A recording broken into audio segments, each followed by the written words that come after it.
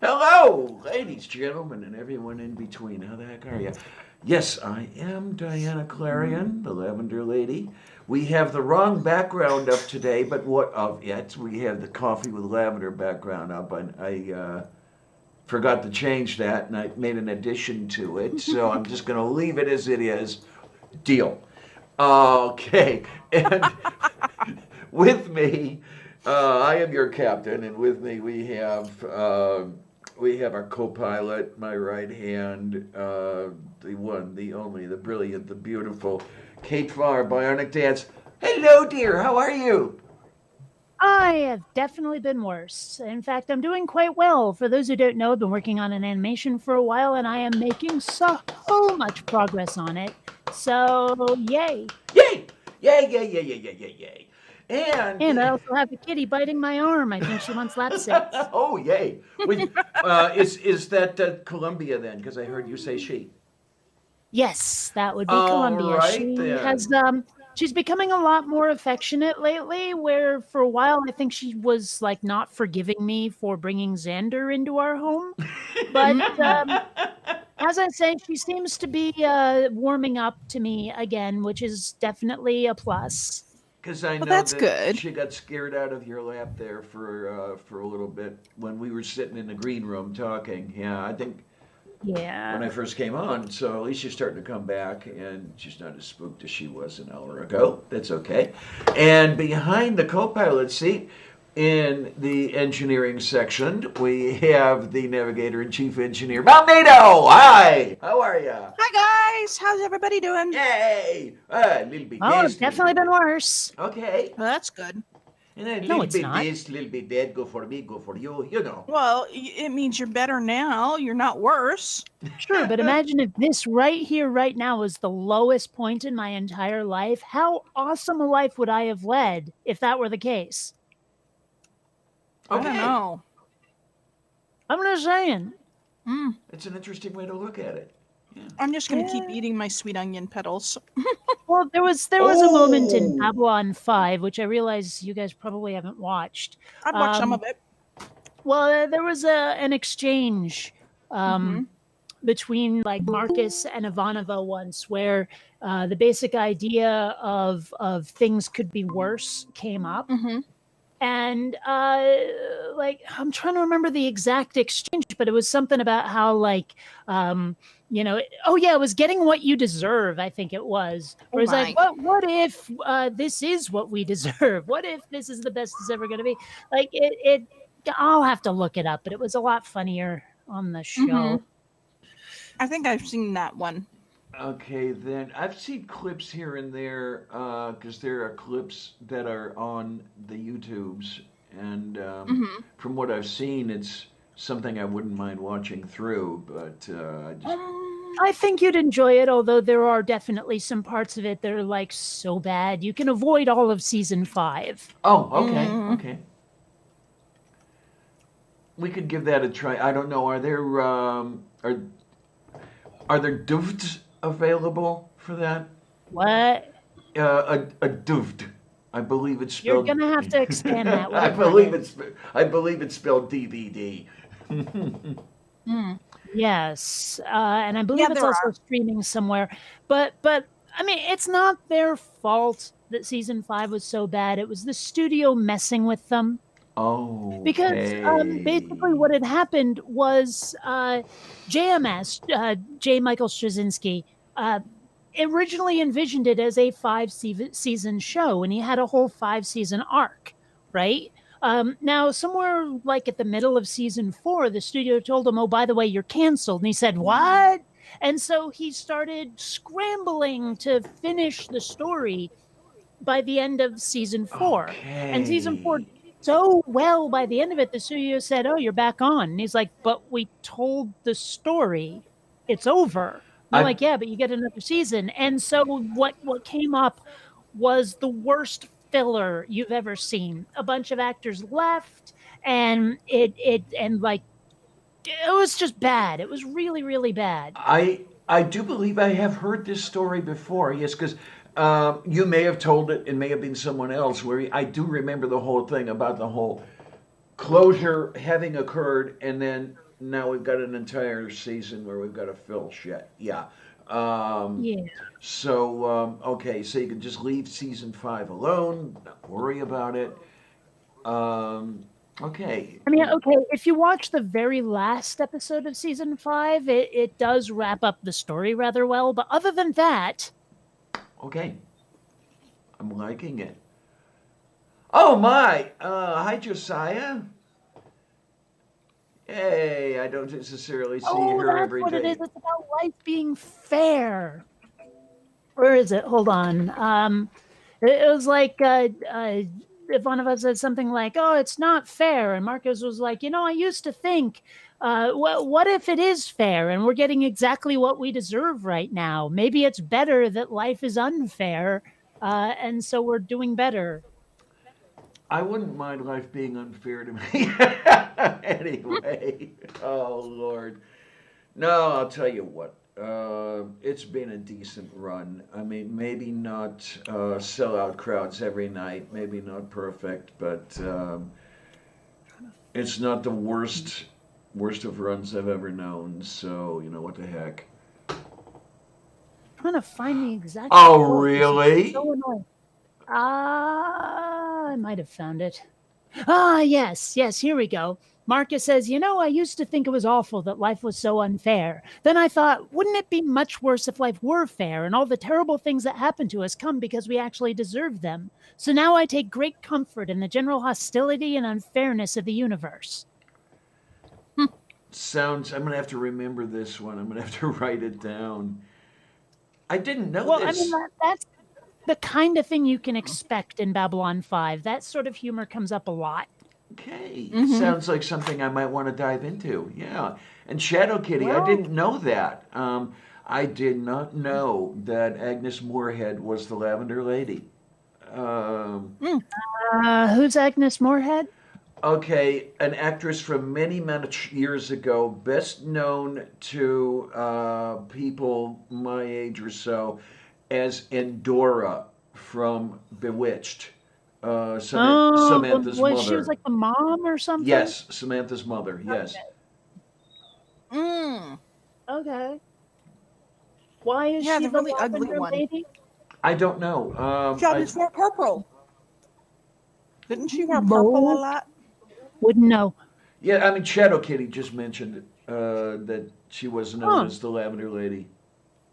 I'm seeing Or maybe a it was her very, hair color. I'm seeing a headline, a study. I'll have to find the actual study and not just the headline that I find quite encouraging. It says here, marijuana may prevent coronavirus. I think I've seen some stuff about, I don't know if it's the one you're looking at, but I think I've seen mentions of it elsewhere. Yeah. Well, what I was looking at was the title of an episode of the Jimmy Dore Show. I'll have to find the actual article at some point, but I've still got what's left of one of my canisters plus a completely unopened packet of diesel. So, if this is going to help prevent the plague, I'm totally down with it. So, okay, it'll take higher compression ratios than the regular stuff, right? That's fucking No. bad. It's just a name. Speaking of coronavirus, by my thumbnail on the for today's show, the new face of voting in Pennsylvania, what really interesting thing happened was in my mailbox a little while ago. Totally out of the blue, I did not ask for any of this or anything, was an application for a mail-in ballot here in Pennsylvania. And it appears that Pennsylvania is pretty much assuming that everybody's going to be mailing in their ballots. There are polling places that will be open, not all of them, because some of them are in buildings that will be closed for other coronavirus related reasons. But yeah, Well, that's good. Yes, absolutely it is. I mailed my application in and I got notice a couple days ago. Yeah, you're all ready. You're all set. Just hang on and we'll mail the stuff to you. I will have to check and see if Florida has it. Yeah, It's really because as far as I knew, Pennsylvania was not known for being mail-in friendly. Hmm. But I guess right Oh. now they've come to that. And I saw on the Twitter earlier, maybe an hour ago, Hmm. from a source called Common Cause Texas, that a number of red states have been pushing the mail-in ballot idea in Hmm. opposition to Donald Trump. We have states such as Georgia, Idaho, Kentucky, Nebraska, Ohio, South Dakota, West Virginia, and our dear friend Alabama going the What is mail. that? I gotta ask something. What? Hudaho? Yeah, I guess Idaho. They don't There think we very. They go. don't Thank think you. very much Idaho. of them. Yeah, Yeah. No, wait. but Idaho? Idaho, Yeah. yes. Who the hoe? Who's the hoe? Hudaho, Idaho. No, you the My. hoe. I ain't no Yo, hoe. mama. But that's really interesting that The they. whole segue of that. Yeah, it's really interesting that these states are actually going mail-in ballot. Well, I like that okay. idea.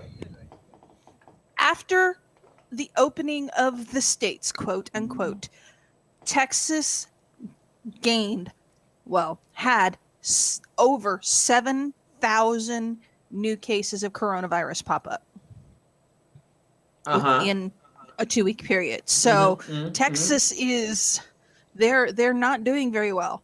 Right. And this is interesting because what Common Cause Texas said in that post, they listed off the red states that are going mail-in and then mentioned that Texas is still fighting it hard. That's ridiculous because with as many cases as they have cropping up at this point of coronavirus, it is not safe for anybody to leave their home in Texas. I mean, Yeah. we're up to, I think, 114 cases here just in Citrus County. I can We check are still, I checked yesterday and it was 112. I do know that. We are still going up. Uh-huh. Ever since we had stayed steady for over a week, almost a week. And then as soon as they opened up, we started going back up again. Yeah, you notice how that works.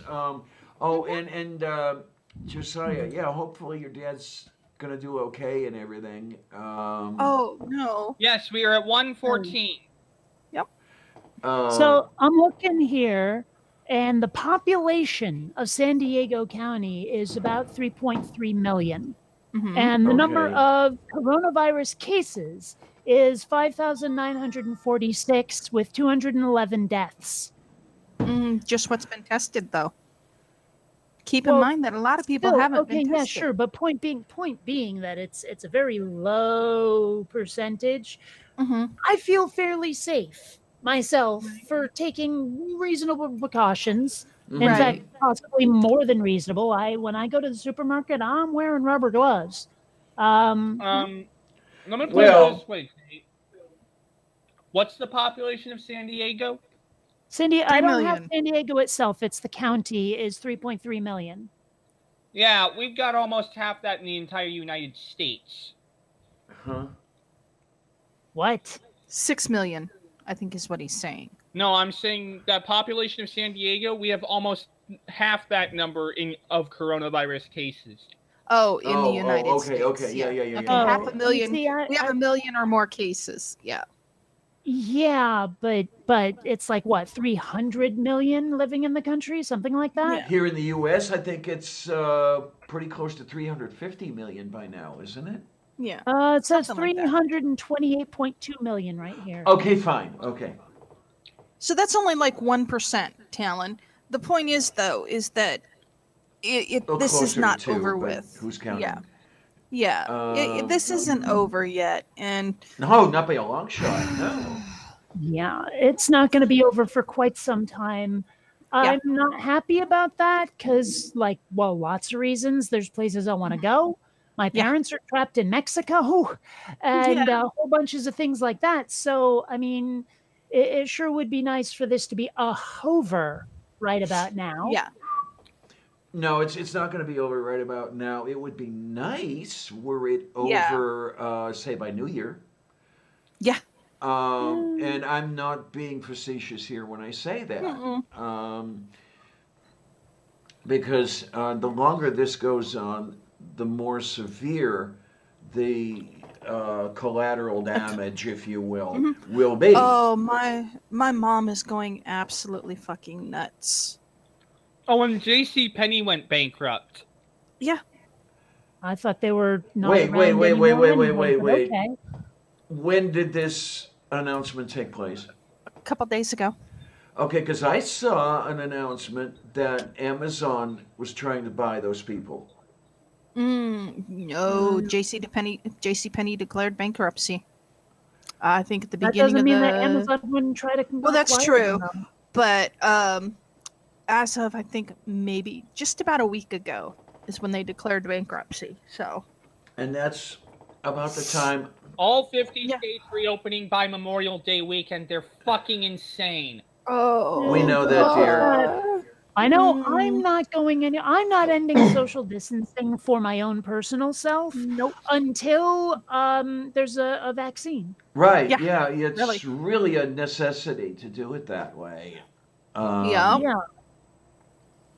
And I mean, I can actually survive like that for quite some time. I was actually talking about it on Facebook.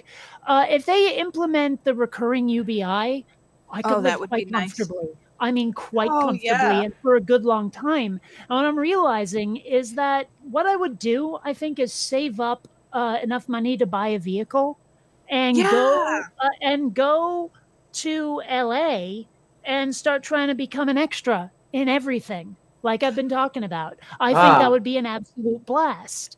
And I would be comfortable enough to do it without being worried all the time. What does the UBA stand for? Oh, UBI, Universal Basic Income. Income. Oh, they're trying to get that passed. I don't think it's going to pass, but Well, no, but I mean, imagine if is my if point. and that's what Oh, 2,000 a no. month for everybody. Well, you know, they were originally talking 1,000. It went up to 1,500 or 1,200. I think it might be $2,000, but it's a moving target. Yeah, well, but- $2,000 would be more like it. Wait a minute.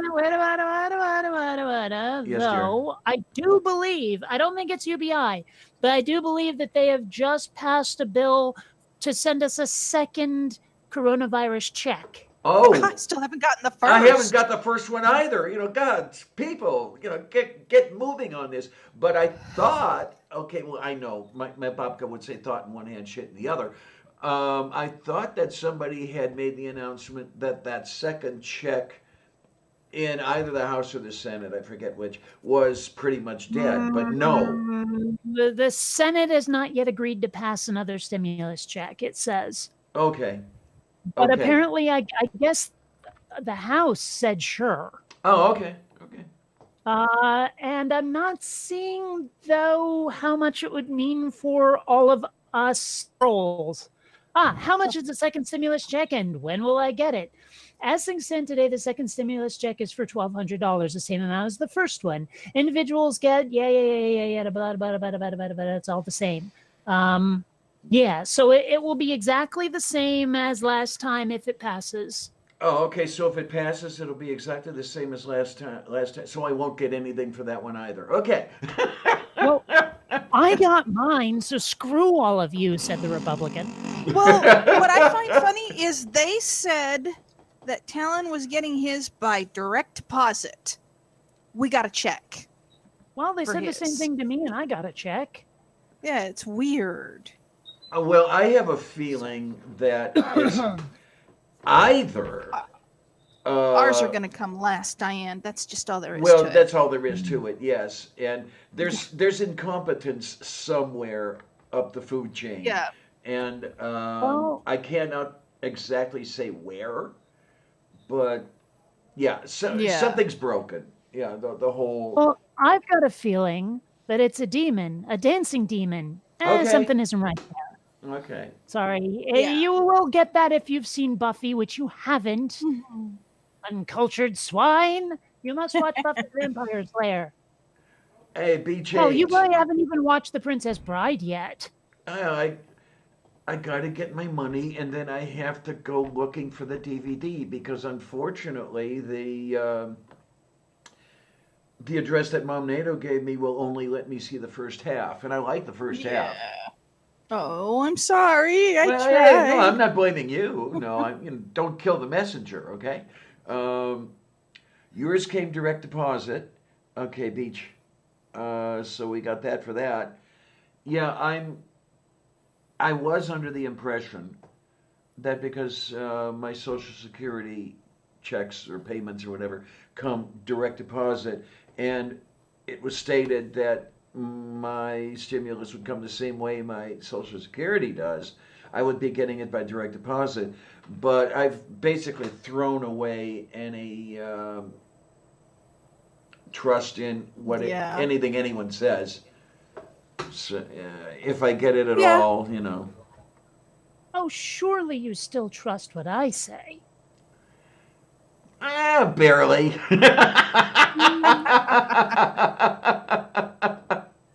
And don't call you Shirley? Right, there you go. Yes. Oh, I place my faith and trust in you, Kate, and I know I'm screwed for that. Well, you see, the problem is if you tell me that you've placed your trust in me, the let's play with this person gear turns on in my brain. I'm like, yeah, I probably shouldn't screw with friends, but there's an opening there. Oh my. You just handed it to me on a silver platter. How can I not take it? Yeah, you got a point there. Yeah. Oh my. Shadow Kitty, I don't know how you rate. I really don't, but you got it right away, and it's like, yay. Yeah, I'm not in a position where I absolutely have to have that $1,200 in order to buy groceries. It's not that bad, but it would still be nice to have. I could take care of some debt that way.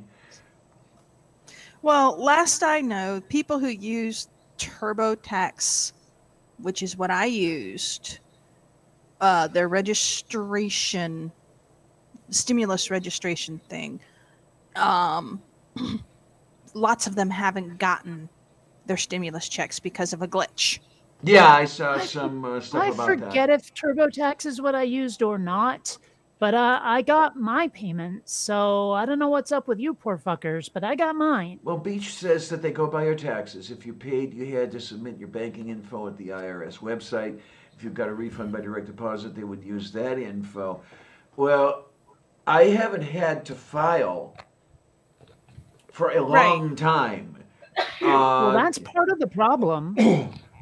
I think it is in one way or another. Now, what they said was for those of us who did not have to file, the information was at the Social Security office, and they would just hand it over to the IRS, who's doing the disbursement for the stimulus, and everything would be hunky-dory. We had to do nothing. Yeah, that's bullshit. I had not filed in ages either, but I went and did it and got my stimulus check. So I would not count on this whole just wait thing.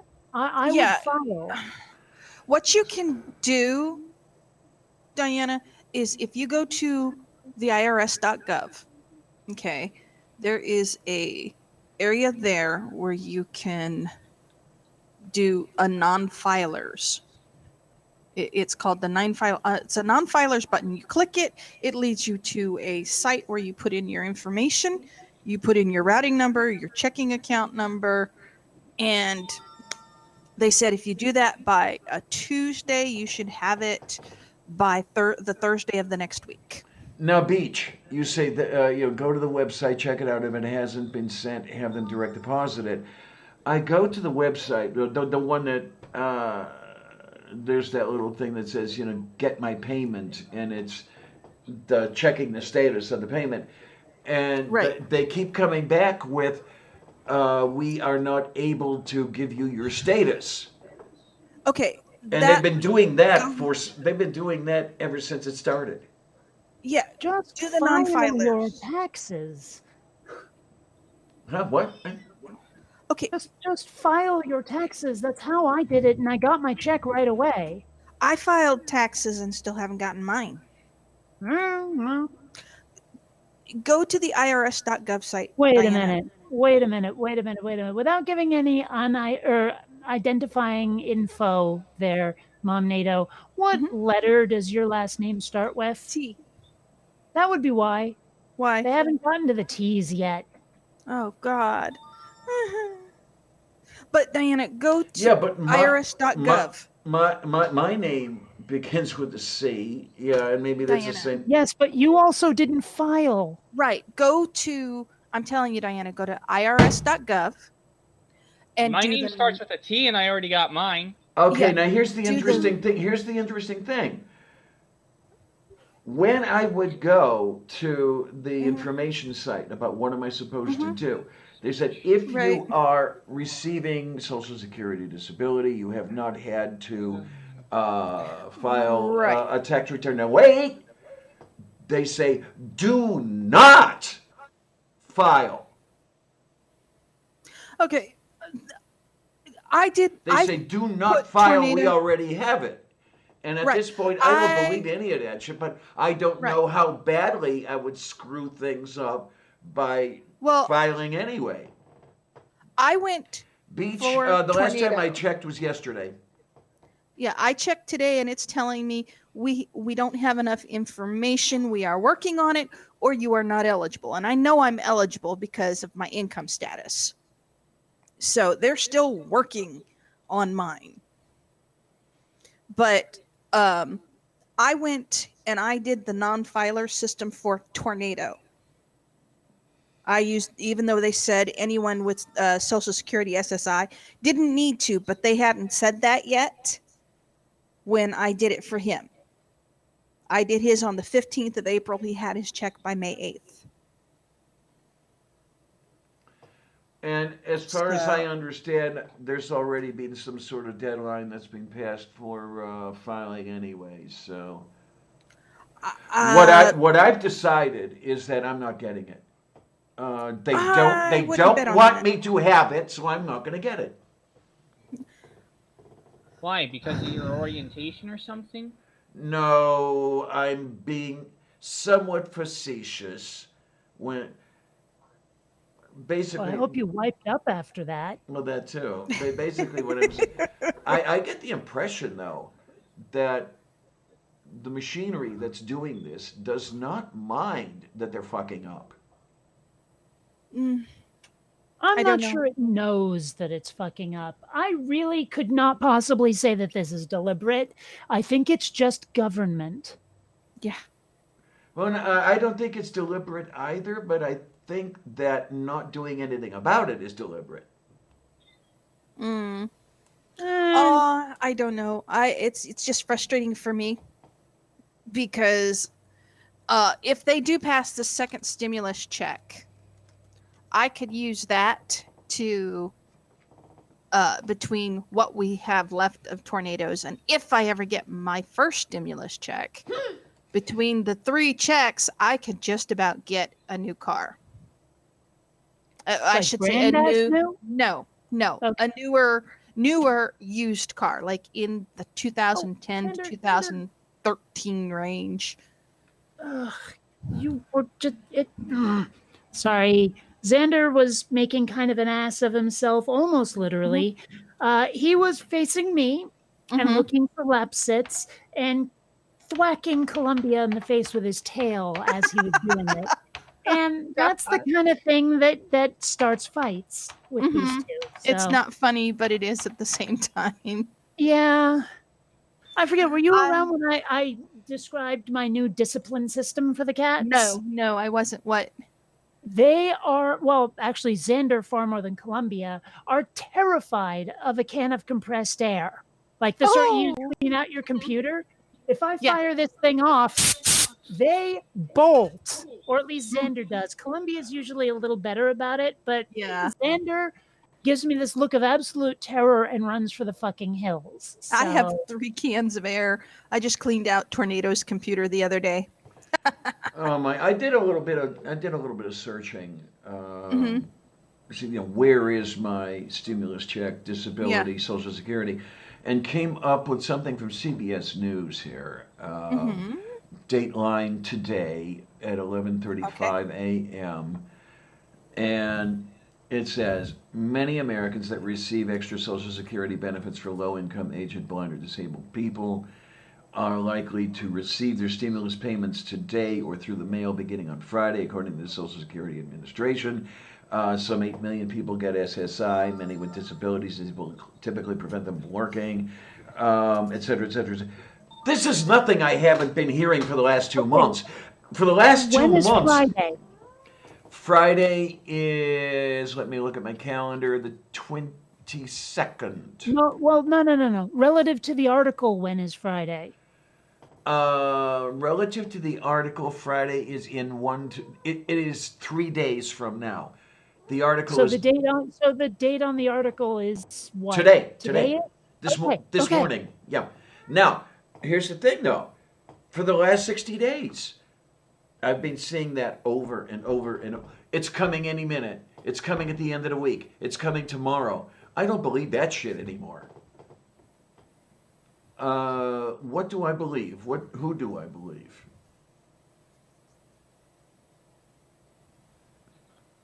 Well, you certainly don't believe the government anymore, that's for sure. Well, is there any good reason to? Now that I think about it, the government is run by a bunch of incompetents. Well, Yeah. one thing I wish I could do, and I'm kind of afraid to do it, there's a Carlin piece that perfectly describes the situation, and it boils basically down to this. Don't complain about politicians. Don't don't say anything about what arseholes they are or anything, because politicians come from the population. And that's the best we can do. As bad as the politicians are, the population is. So yeah, I'm not blaming anything on the politicians anymore. It's these fuck ups in the electorate that I'm blaming it on at this point. Well, I mean, I kind of agree because you get a lot of people who really ought to have gotten out to vote who didn't bother. I mean, I hear a lot of people saying, well, it clearly isn't the will of the people that Bernie Sanders is the nominee. I'm like, it kind of was. It's just really difficult to get out and vote. And a lot of people just won't bother because of how difficult it is to get out and vote. A lot of people just, especially among the young, those are the folks who needed to get out and vote and either didn't or tried and were turned away. Yeah, I know. Yeah, it's like the Republicans don't want anything that would threaten their dominance over the world anymore. Last time around, it's not just them. That's the problem. I wish it was just them. Last presidential election, there was that problem with how am I going to vote? I have to take time off work, and I can't afford to do that. There was a lot of that going around. Mm-hmm. And well, not just that. I mean, this time around, and I think it was last time as well, there were a bunch of people who stood in line for 6 hours to vote. Yes, absolutely. But who never got a chance because the polling place closed while they were still in line. Which it was not supposed to do, by the way. Yeah. But they did it anyway.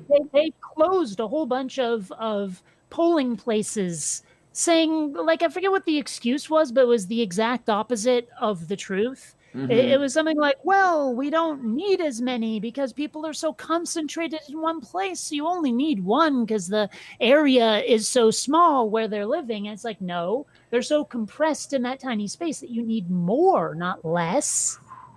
Yeah. I mean, the only sort of place where that logic would work would be where I live right now. There's usually a polling place maybe half a mile from where I am. It's in the community center, and almost nobody is there every time I've gone there to vote, because well, there are more people here than I thought there were, but there still aren't that many people. I think the entire township has 10,000 people with I think 2 wards. I'm trying to remember how many polling places we have. Might be 4. So you can handle that pretty well. But that's North Versailles, Pennsylvania. That's Podunk. Someplace in New Jersey the same size would have 6 times as many people. Oh well. Yeah, well, what you gonna do, huh? I can't talk about what I would do on the air. There would be knocking on my door. Hey, question. Since I'm playing Surviving Mars, should I set up a dome right now? No. Huh? No? All right, I've played Surviving Mars. It's not that impressive. I mean, it's a fun game, but it's quite the time sink. And honestly, we probably shouldn't be talking about it right now.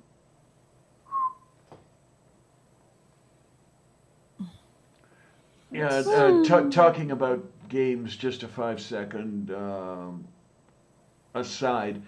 I'm still working on trying to figure out the Creatura. Creatura? I did. Well, I did I press could the look- R. I did press the R key. Okay, that helps.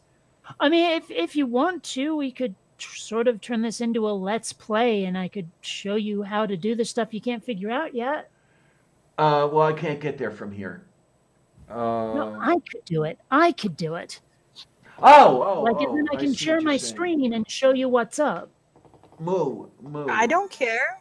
I don't. Okay, really hold on a care. sec then. Let me save what I'm doing. I mean, if you want Then to I do will- what you're doing, and no, if you're in a groove and you're doing it right, then by all means stay in that groove. Huh? I finally received my tags for my car. Okay, you know what? I'm just going to turn off Yay. this concrete because I got more concrete than I'll ever need at this point. See. Hold Wait a on. minute, I have to. All right, I will Okay. save that and then fire up Creatura. You sure you don't want to just keep working on the animation? Because as you said, you were in a groove and I- everything.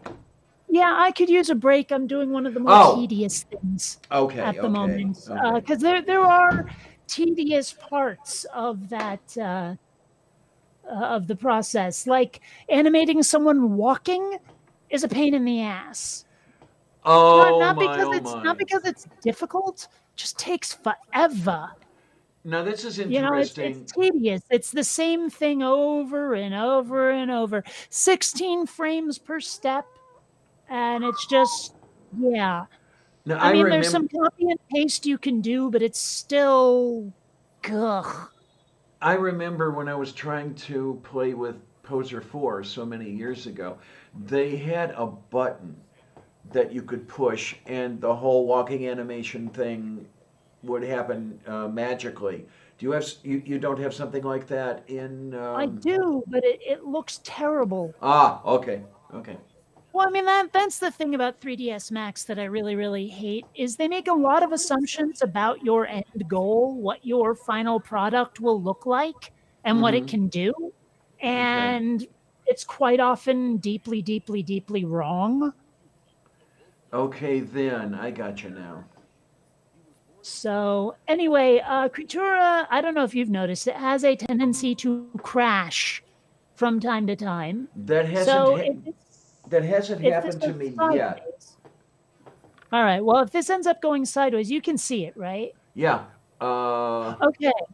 So let's open up the research screen. You see this guy with the big ass googly eyes? He's cute. I figured out the gene for doing that. Right? So if I go into here, let's see, where are you there? No, that's not it. Okay, well, What, let's honey? set this guy's genome specifically here as the one that we're seeing, which is down here. This is all of his DNA. This is also all of his DNA. But I'm going to click on this one instead. You can sort of see the difference is slight, but it's there. Slight, but there. Yeah. And How so do I if put you it? click Subtle but significant. Sure. If you scroll here, you can see all of this DNA. Now at the bottom, I've labeled a bunch of things, Now, right? okay, so hang on. In other words, if you're going to do any DNA modification, do you need to have that bottom row going? The bottom row is for comparison Uh-huh. because, like you can see, this is highlighted here, and this is highlighted here. Okay, This then. bottom one is I'm using this one right here as reference. So like the first one I clicked on and saved as reference, this is different in his DNA than it is in this guy's at the top. Like if I change this so that it's the same, and then I click on this bad boy, you can see the tint on his back changed.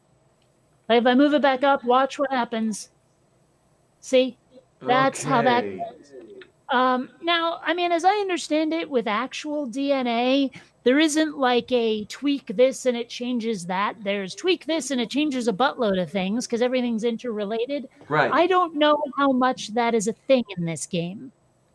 But I have discovered there's a couple of things like if you can see how this is lysine right here. If I try to keep it lysine and then bam, his back changed a little. I believe there's a way, because if you change it to something like if the resulting acid or whatever it is there, the genetic thingy, is not green, it will almost inevitably kill the creature because it started as green. Like right now, I'm going to change it to arginine or arginine or however the fuck that's pronounced. Arginine is fine. Instead of lysine. And then if I click it, whoa, look at what happened to him. Oh, my. Right? Like he grew a little fin here, Oh, which is yeah. actually how I managed to get fish. Okay. Like, let's see. No, that one's not fish. That one's not fish. Where are they? Well, those are crustaceans. Here's the fish. There's my fishies. Glub. But like forcing that gene into the genome, I was able to make them eventually mutate into fish. Now, this is And by manipulating the fish, I now have amphibians. Now this is interesting. To get to animals, do you have to have an animal starting point, or can you start from plants and work your way into an animal? I have never been able to make a plant change significantly, to be perfectly honest. Okay. I mean, I know there's a way to do it, but so far plants have stayed plants. Usually, you start off with a couple of flatworms in your tank, and you can modify those. I have what looks like a sponge, but I can't do a damn thing with it. Oh yeah, sponges are definitely a thing. Yeah, but I can't click on it or anything, so I don't know what I'm doing wrong there. Well, I don't know what to tell you. I just know that that's essentially how to use that bit. You can see the shopping cart up here gives you all sorts of stuff, and like there's your money. And you get more money for completing tasks than you Yeah. ever will selling clippings. And Okay. unfortunately, you can't seem to sell your creatures either. What But, game is this? It's called Creatura.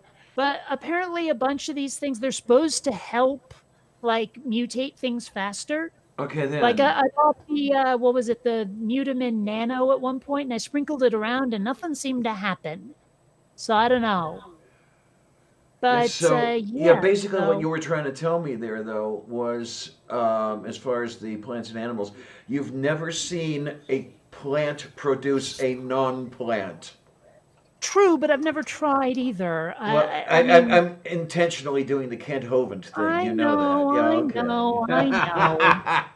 But I have had a non-crustacean produce a crustacean. Okay, then. So there's that. But it was these guys, these flatworms right here, that I started giving that fin to them, and they became fish because of it.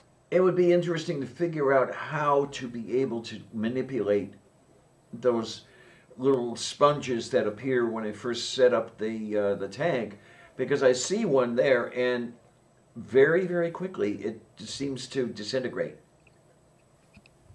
Yeah, well, I mean, again, like I said, you can really screw things up. Like I've noticed these brown ones here. So, what is this? Oh, selenocysteine. Selenocysteine? Yeah, Yeah, okay. that. If you change any of these, your creature will die. In fact, if you go looking, they always like the only way to produce this is to have TAGCAT. All of them will always be the same, always. So Okay, I don't, then. and if you change that at all, it kills the creature no matter what. In fact, anything I've marked in red down at the bottom, with the exception of this, and I need to remark it, will kill your creature. That's what I've found if you manipulate them. Yeah, in the one description page I found, they did mention that there were, I think they called them vital codons. That, yeah, you change anything about them and it just goes. Yeah. Now, as far as the little sponges of whom I spoke, I have not been able to manipulate them at all. They just die all by themselves very quickly. And it's like, why? Hmm. You know, I want to be able to do something with this and I can't! All right. This looks Well, interesting. I might don't try. know the sponges specifically, the ones you're talking about, but I mean, it happens. I can't seem to get my plants to be anything other than these right here, or the weird little sort of, what are those, lichen or something? I don't know. These I'm guys. gonna head off. I've got those Okay, see you guys. later, Tomato. See you guys. Right, but Have my fun, point is that honey. I can't seem to get them like to get anything other than those or these little reed things here. I've managed to get this. If you see this right here, Yes. I make it grow a little there. Those, um, but that's as far as I can get. I know there's a way to make leaves, like proper leaves, but I can't seem to figure it out. Okay, Yeah, well, I think I'm gonna try this. my og stuff begins with the algae or the lichen or whatever that is that you pointed to first, and to the little stalks. They look like a triangular stem sort of thing. The stalks that I have actually bear flowers at start. I don't have to do anything to them to get them to do that. But so far, all I have been able to do is take cuttings of each of those and either replant the cuttings or sell the cuttings for, what is it, 5 coins each or something like that. You don't get anything out of it, Eventually, you really. start getting up into the 20 and 30 range, depending on how evolved your stuff is. Okay. Okay, I'm gonna have to try this game. This looks interesting. See.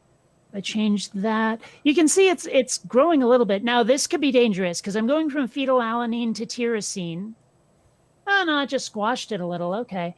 This one right here, the aspartic acid, I know that it does something, but I don't know what. It must be internal because it doesn't change the outward expression at all. See, it says Okay, procedure then. succeeds, but specimen remains nominal. I don't know what I just did. Not a clue. That's the fun part about tracing the actual procedure in the labs of tracing the function of various genes and stuff. There are many much genes. You change what they do, and you don't see an immediate result. But you change that first gene, and then you change a second gene, and something happens. The thing is that had you not changed that first gene and then changed the second gene, nothing would have happened. Yeah, you need the combination and all that shit. That's the real fun part about all of that. Well, there is sort of I don't want to call it a cheat sheet necessarily out there, but there is a thing. Like the actual developer of this program heard me like talking about it on the message boards, and he gave me a couple of hints about what you can and can't do. And one of the things that he showed me, someone had this like chart of like I guess the different amino acids that you can create Okay. and what they will ultimately do. Well, not what they would do, but I guess I think what I saw was it was their acidity that was being mapped there or something. And I guess that means like, well, if you do this or that or the other thing, it will or won't be harmful because reasons. I don't know. I didn't really get it. But at the time he showed it to me, I wasn't really trying to get it. I was still just trying to figure out the interface for the game. Okay. So Yeah, you I need to talk go about. I need to go back and look at it again and see what the hell's going on with that chart, because it might make mutations easier. You talk about the board. Where is this? Is this within Steam? On Steam. On Steam, yes. I have to look for that because maybe Don't. Say again.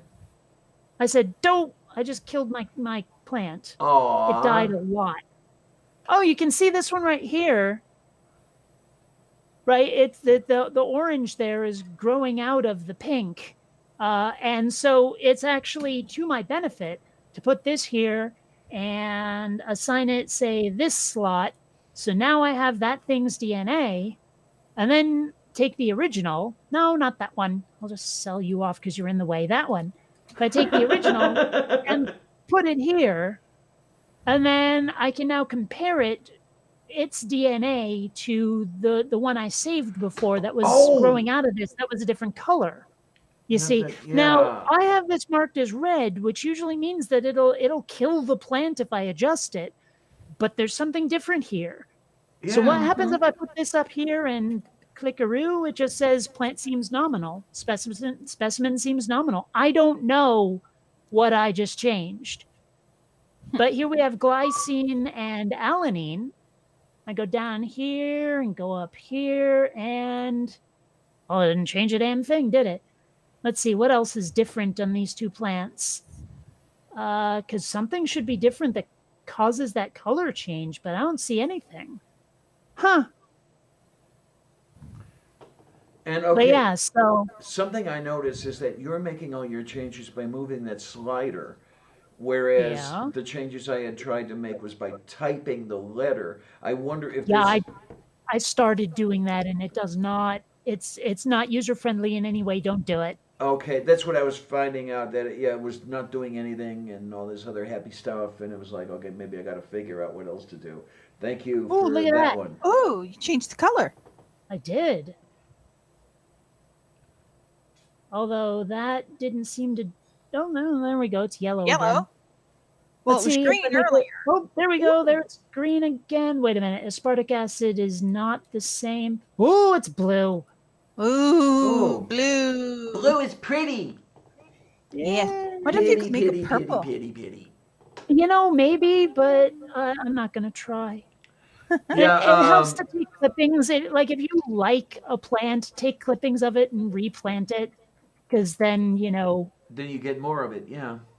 Yeah. Amiga Nuts mentioned something very significant. Yeah, that let's see, carbon emissions down 17% since lockdown began. That was a good thing, and unfortunately, we're going to see that reversed as the lockdown is lifted. Okay, this is interesting. Cell phone tracking data shows coronavirus protesters are spreading the virus. No kidding! Excuse me. Oh no. My. Fine. The Prozhnie?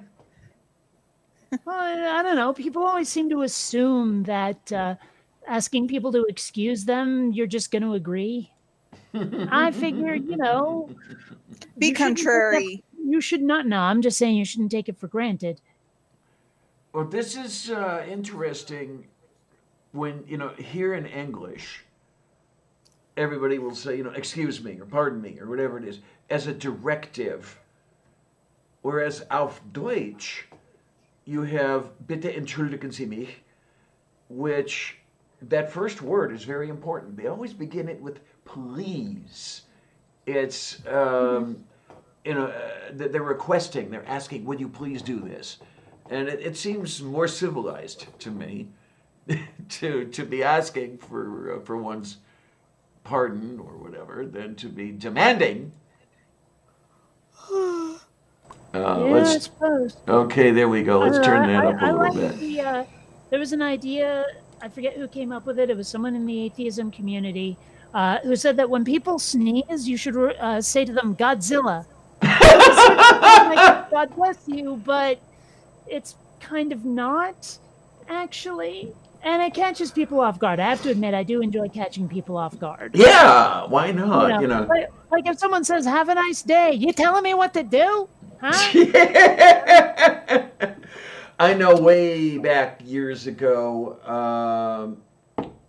I would occasionally answer people when they would burp or some shit or whatever. Pardon me.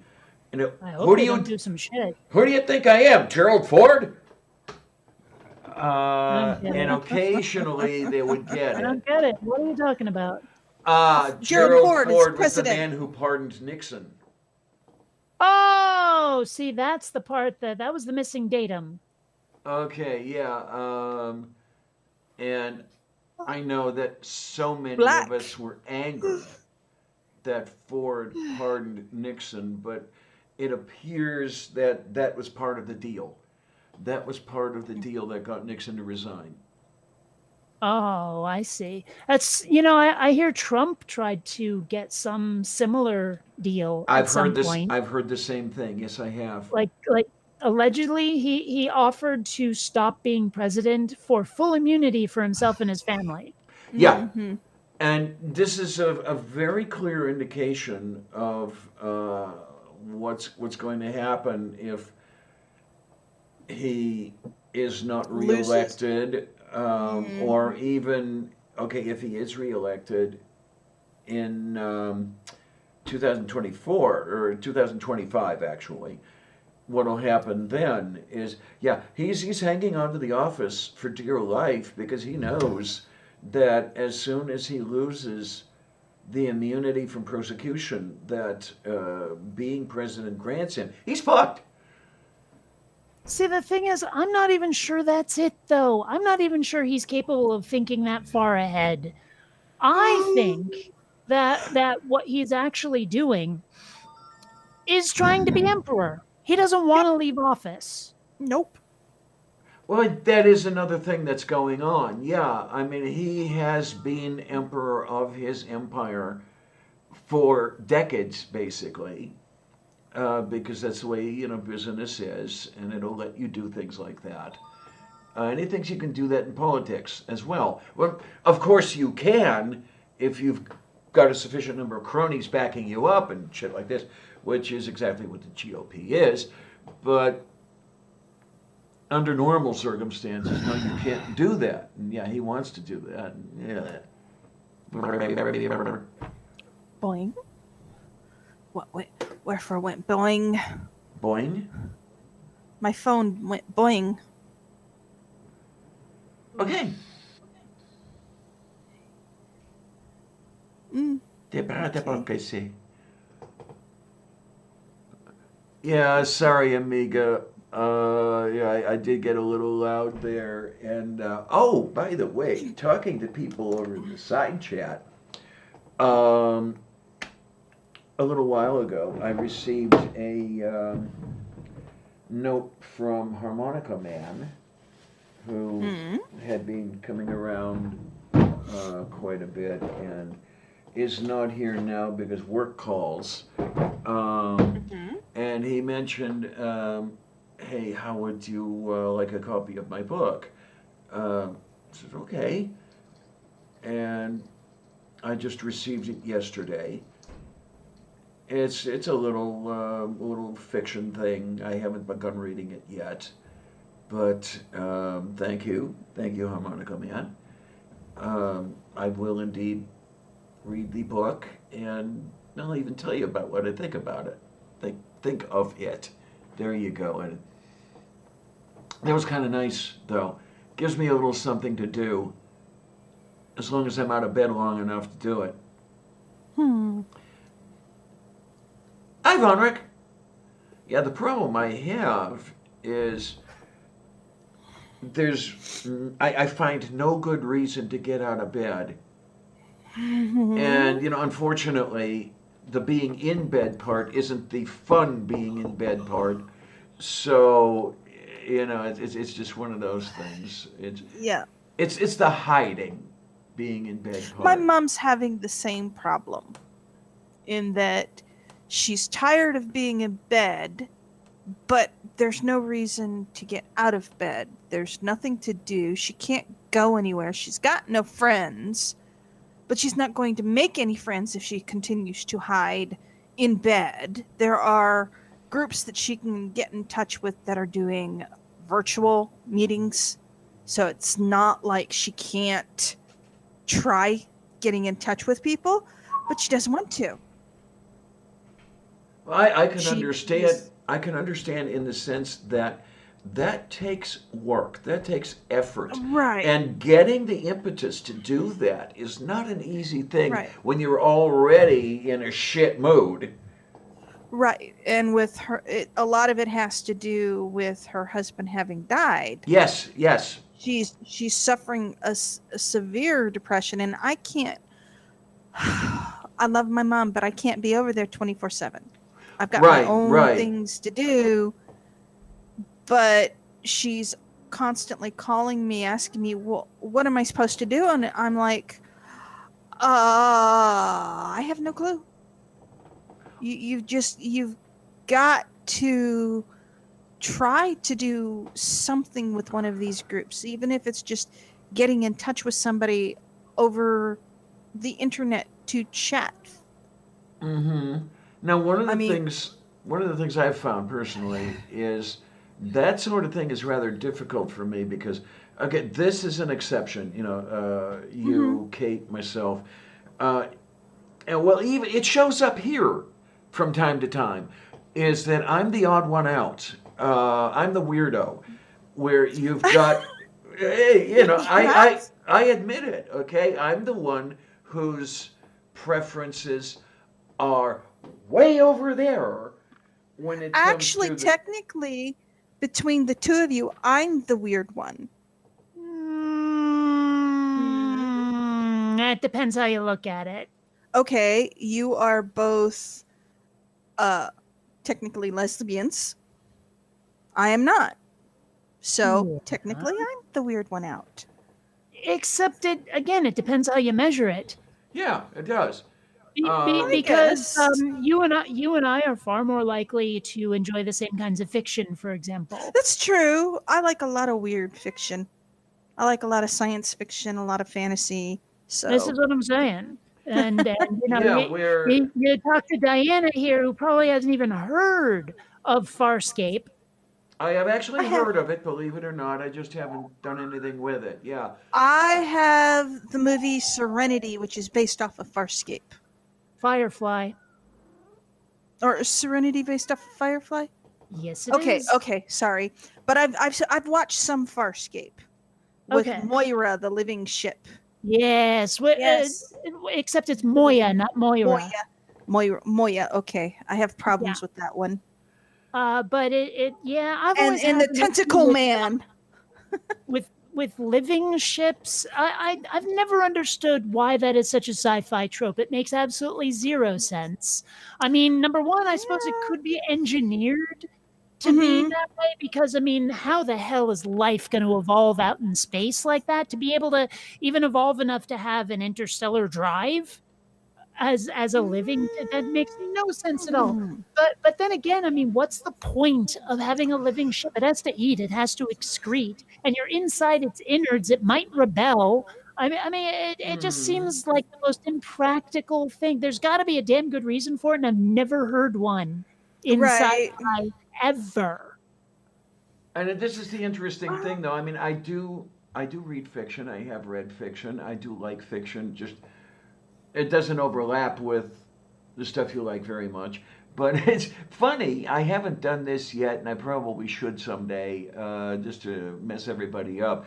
When you have to see this movie. It's yes, as soon as you read Gödel, Escher, Bach, for fuck's sake. Yes, but see, the reason you need to watch the movie is completely different. Yeah. Generally, it's because we know that you'll like it. And just based on your sense of humor. I mean, Yeah, I get it. I get The it. Princess No. Bride is such a conglomeration of different humor tropes. And it's a classic, too. And it's classic. It's got the princess needing to be rescued from the evil prince. Well, not just that. I mean, it's a classic in the sense of film. Yeah. You know, it has such a cultural following. Okay, you know how they're like remaking and rebooting everything? Yes. And you know how much I hate that? Well, they Yeah. were talking about rebooting The Princess Bride, and immediately No! the entire internet started petitions saying, don't you fucking dare. Yeah, The Princess Bride is perfect the way it is. You do not need to fuck with it. Yeah. And also with Back to the Future, for example, Zemeckis actually said, I still own the rights to this and no one will remake it. You will remake this over my dead body, he basically said. Good. And you Okay, gotta then. respect that. Hi, Yeah. Pine Snake. But why do I get the impression that Diana has never seen has never seen Back to the Future? I have, actually. My name is Oh, Inigo Montoya. well, that's good You to killed know. my father. Prepare to die. Yeah, I've seen the first one. I have not seen the second or third. The second one's decent. The third one, We both say it at the same time. Yeah. I didn't like the third one. I mean, I'd rather it's not watch a Wild bad Wild West. movie. See, the problem is Wild Wild West is too steampunk for my tastes. Okay, now I there's mean- something that happens to me is I know about the existence of the Wild Wild West film and everything else, but I just cannot make myself see anything other than the television series as Wild Wild West. Television series? What Yes. television Yeah, series? there was a The television television series called series The Wild Wild upon West. which the film is extremely loosely based. Yeah. Okay. I didn't know there was a show. It was the high tech of 1966 meets the Wild West. Yeah. And that's like the movie Cowboys and Aliens. That Which was an only interesting okay. one. It was, the premise was interesting. The movie was shitty. Well, I still want to like I've been working on Quinn Redshift for a while now and trying to get that done. But I still want to do Abductions and Dragons. Okay. You know, where- Carpenter's isn't it Mars. where it's like the gray aliens. You know, the abducting and cattle probing aliens in like a medieval setting. Oh my. I Okay, think yeah, that would be absolutely fun. Yeah, Robert Conrad is the only James West. Ross Martin is the only Artemis Gordon. Sorry, but it's just the way it Yeah. works. Well, another movie that that I always found was interesting was John Carpenter's Mars. I have not You seen. mean, wait a minute. John Carpenter's Mars, not John Carter of Mars? Is it John Carter of Mars? Well, it's Yeah, just okay. John Carter, but it John depends on Carter, what you Mars, mean exactly, because there's the like. I can't it remember the wouldn't- It title. wouldn't shock me because I think John Carpenter might have made Ghosts of Mars. I'm not sure. I could have it wrong, but I'm John Carter of Mars or John Carter John Mars. Carter. was- Well, I mean, the one's based on the Edgar Rice Burroughs books. Yes. Okay. Yes. Yeah, they John made Carter that is a into a very movie. John underrated Carter. film. Yeah, they made that into a movie. Although I Very have to say, every interesting. time I hear John Carter, I think of Noah Wiley's character from ER. But whatever. Yeah, but that was a good one. It was interesting.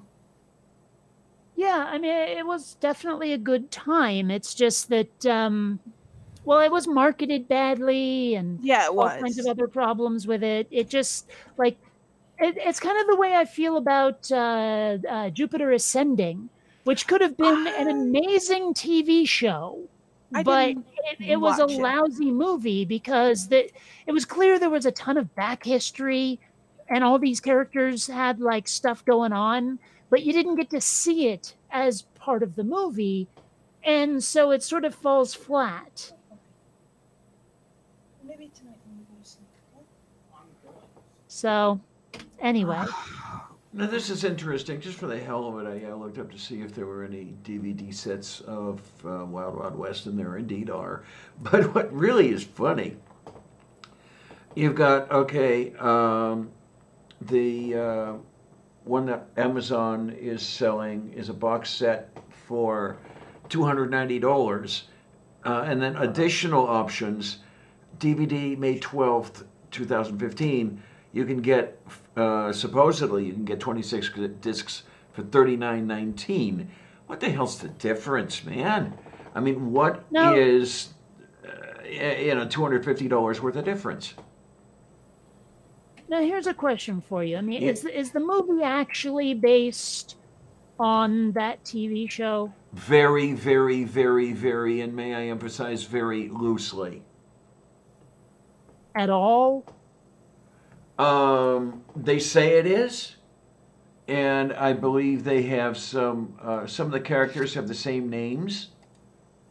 Well, because it's just very hard to picture a 1960s show being anything like that at all. Yeah, I mean, when I say loosely, I mean loosely. It's Okay. even, Well, one thing I even thought was kind of funny, like one of the producers of that movie was also a producer on Men in Black, which oddly both have Will Smith in them. But when the producer heard about the premise of Men in Black, he was like, "This movie has to end where the giant, like the bad guy, is a giant spider. That's how this movie has to end. Giant spider." And they were like, "No, No. that's not." No. And so this producer got his hands on Wild Wild West, and what do you know? Giant spider. Mhm. Yeah, it, Tourist. it was a thing. Like this guy just had some weird hard on for giant spiders, and so Yeah. well, What came to my mind here is that I think Wild Wild West film is based upon Wild Wild West television.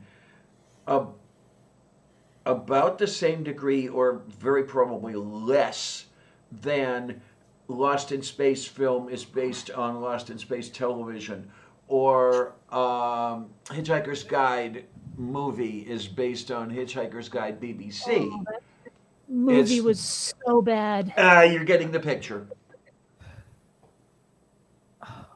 Yeah, Hollywood seems to have this thing where they have no problem offending the fans of the original of whatever they're remaking. They have no respect Mhm. whatsoever for the source material. They do not care. Yeah. I'm This, not sure whether I should not get my hopes up for the third Ghostbusters movie. I've seen previews for it, Well, trailers. so have I, but I'm still and not sure if I they should have my hopes up. Looks really interesting. It does, but I'm not sure if they're going to really Continue. capture the feel of the original Hmm. series. Well, the original movies were both comedy and thriller. So Well, but I didn't see any comedy in those previews I saw for the third Ghostbusters. There did not appear to be any comedy in it whatsoever. I don't know. The parts that they've showed of the third Ghostbusters, the Afterlife, it looks like it's more thrilling than comedy. Although This is the what fact I'm that saying. they were like, this thing has a gunner seat, I thought that was kind of amusing. Well, and I mean, clearly there's these kids, and Yeah. they're like, at least one of them is the child of Egon or the granddaughter, Spengler, or, yeah. or niece or something. I don't remember exactly, but I think it's granddaughter. well, I don't know. It doesn't matter. Point being that I mean, they're tying it together that way, Mhm. but I don't know. I don't know. Well, it's hopefully not worse than the other Ghostbusters movie, There which was needs to no be- other go up in Ghostbusters. flames. There was no Yeah. other Ghostbusters movie. That It didn't happen. attempt. It doesn't Yeah. exist. I will never watch it. I heard too much shit about it, and I'm Well, sorry. The clips I saw look so bad. It's like they have no idea what Ghostbusters even is. Yeah. It's oh, it looks so awful, and oh, I don't want to watch it. It Hmm. like oh, I don't know how to explain why I don't. They just yeah. It had nothing to do with Ghostbusters and all about four girls just being mouthy and bitchy. Yeah, and I've heard You a know, number of them, the ones who were in it, saying things like, "Oh, you just didn't like it because girls," I was going to and say, yeah, if you don't yeah, like it, you're misogynistic. And it's like, screw you. yeah, and you know what? No, I'm sorry, but like you watch the original, and it is such a good goddamn movie. Hmm. and Yep. and you can tell from the trailer what kind of movie it's going to be. Like you could have potentially done an all-female Ghostbusters and made it work. You just kind of have to Hmm. do it the way they're doing it with this third movie by tying it into the first one properly. Yeah. Like if they're all daughters or granddaughters or whatever of the original four, and or if just two of them are and they recruit the others or something, but make it part of the original universe with the same rules, the same like style, the same lore, everything, and then you might be able to make it work. But what they tried to do was make like I don't know, the low rent version of Mhm. Ghostbusters. Well, I can tell you that Bill Murray and Sigourney Weaver come back as their original characters, and so does Dan Aykroyd. Yeah, it'd be So kind that's of good. creepy if Harold Ramis did, but yeah.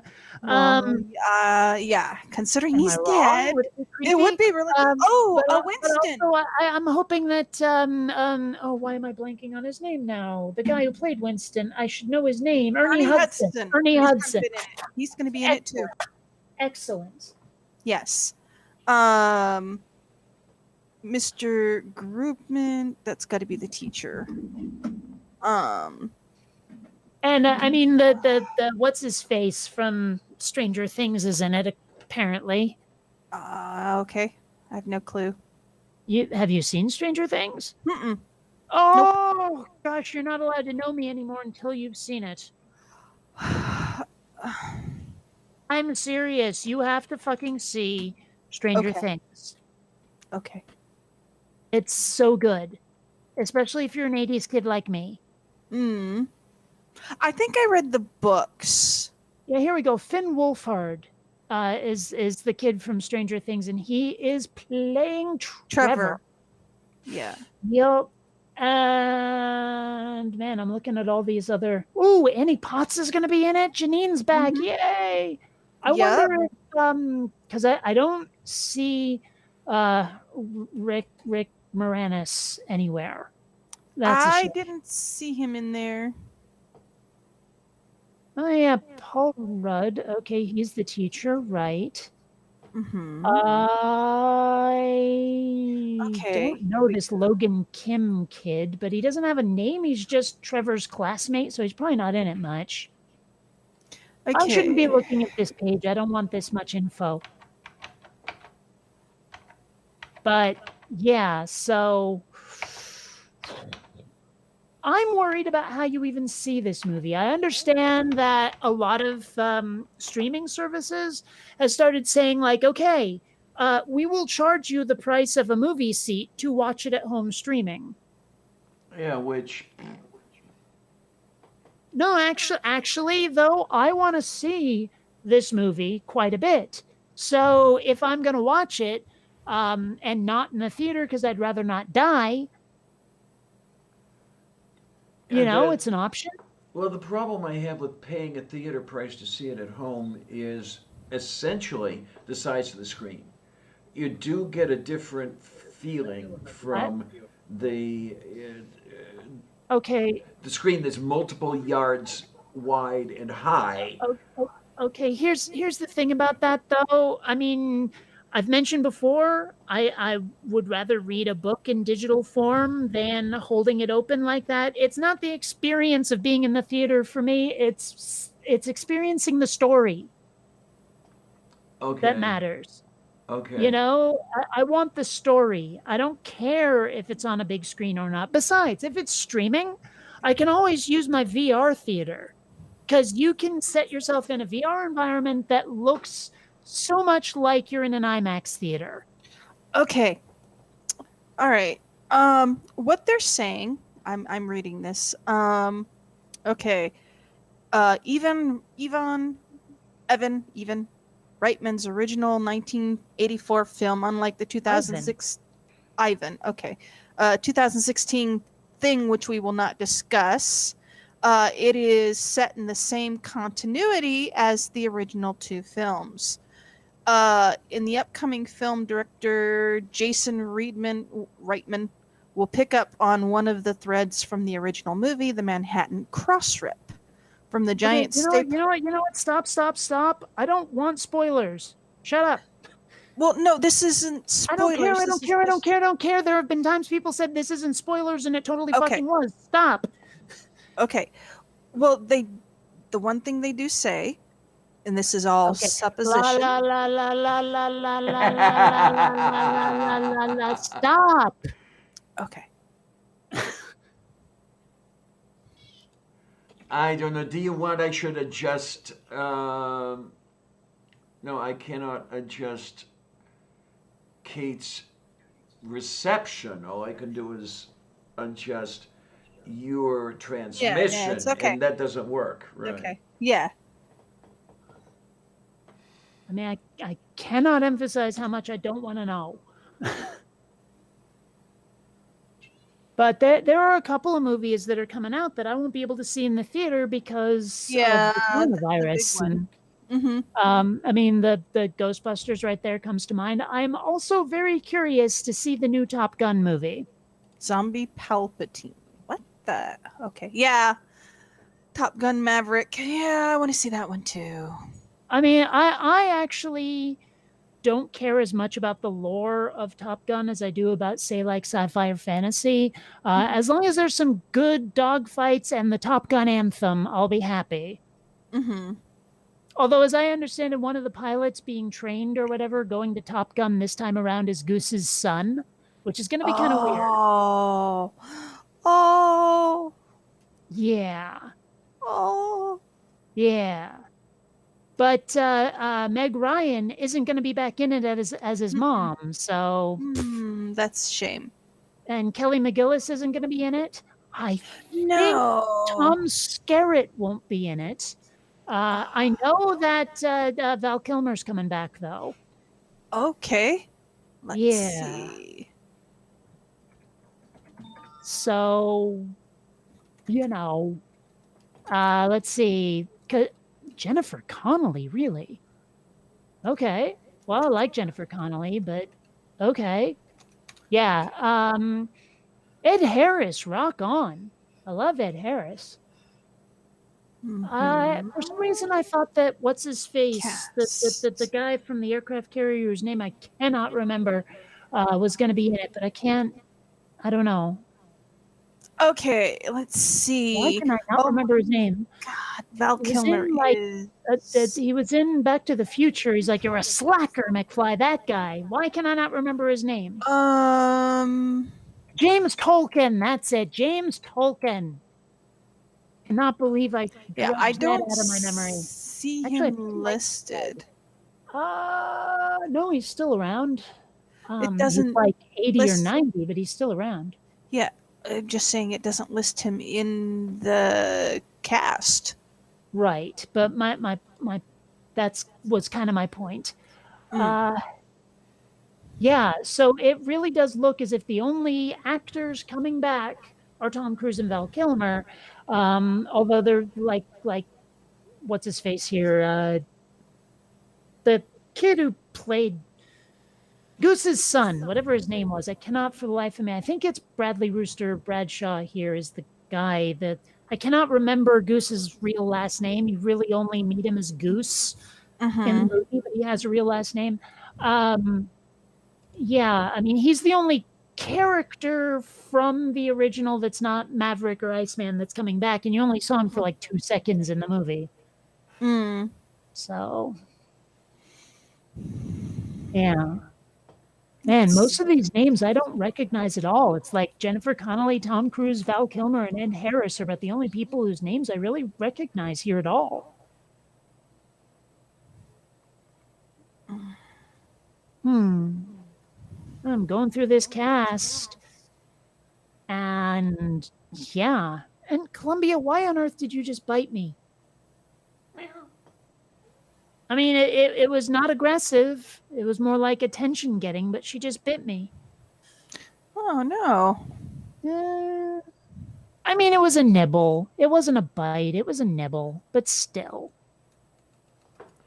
Oh man, I tell you, when this one gets started on the using the teeth on the human, I'm amazed she hasn't drawn blood yet. I mean, she's got to be damn good at what she does because she comes within micrometers of, or micrometers, or whatever you want to say, of drawing blood, but doesn't do it. I mean, she opens up her jaws, and you can see the indentations where, you know, the fangs were, and they're like, you know, like 3 millimeters deep.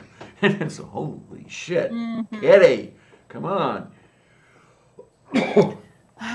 Well, no, that's not what Columbia did. She barely even gummed me, but she still, yeah.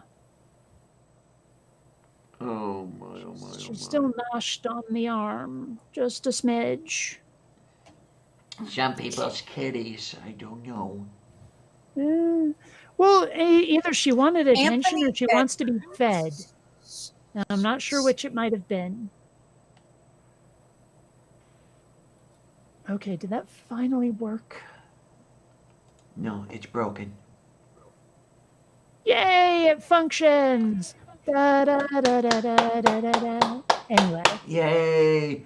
It's too bad I don't have a clear overlay. Maybe that's what I should do. The next thing is make up a clear overlay of fireworks and stuff like that, you know. Right. Yeah. I used to have a few, I still have the audio lying around, but I used to do the cheering stuff, you know, whenever I would introduce somebody, you'd have the cheering going on in the background. I should resurrect those. Well, I know there's like virtual soundboards that you can get. I'd love that. Yeah. I mean, like just as an app on your computer, even. Mm-hmm. Yeah.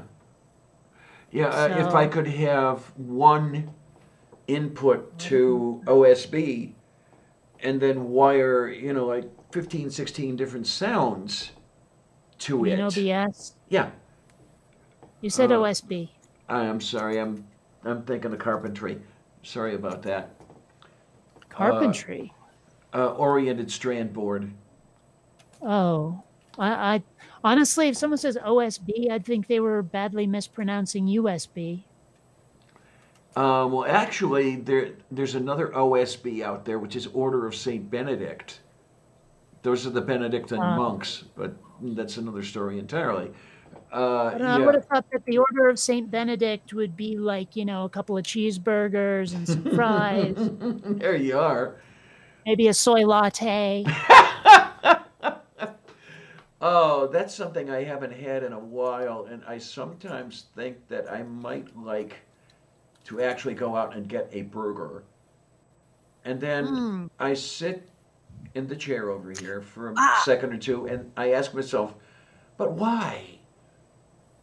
Well, burgers are fun and tasty and good. And, you know, a lot of places now are open to get food, like restaurants and stuff. The way they're doing it here is they have the doors are open, but there's a table across the entryway. Okay. So no one can get in, and they take your order at that table. And of course, you have to wear a mask to get there. Of course. And then you get your order and you leave because you can't sit down. So, I mean, you can get a burger if you want one. It's just kind of a pain in the ass. I'm tempted to walk up to the to my favorite Chinese buffet and see if they are doing that. But then again, I don't know if I want to walk up there and get, you know, a couple pounds of whatever they are offering and then bring it home, and I've got to reheat it, and it's never really the same when you reheat it and all this other Well, shit. how far away is this place? Because I mean, I About can a get mile. stuff like that. And it should still be warm by the time you get home, or nosh on the way. Okay. Goose's last name was Bradshaw? Yes, Bradshaw. Then yes, it's his son.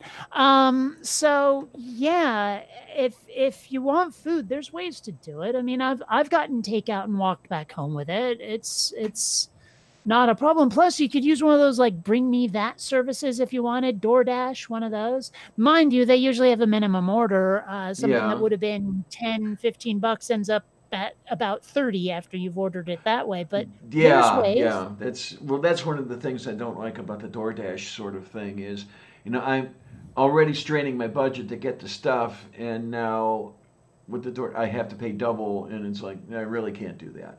I really need to figure out how to get the Kung Pao chicken sauce so that I can make my own Kung Pao chicken without having to get takeout all the time.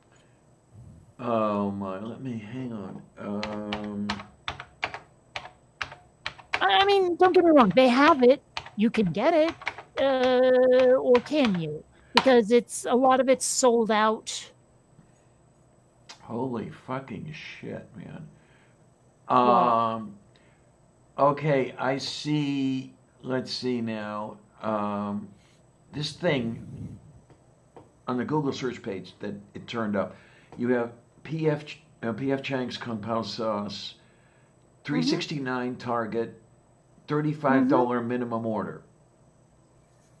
Yikes. So, I mean, if they're saying that in order to buy this Kung Pao sauce, you need to spend $35. I don't know if that's worth it. Yeah, to you it might be. Well, You never know.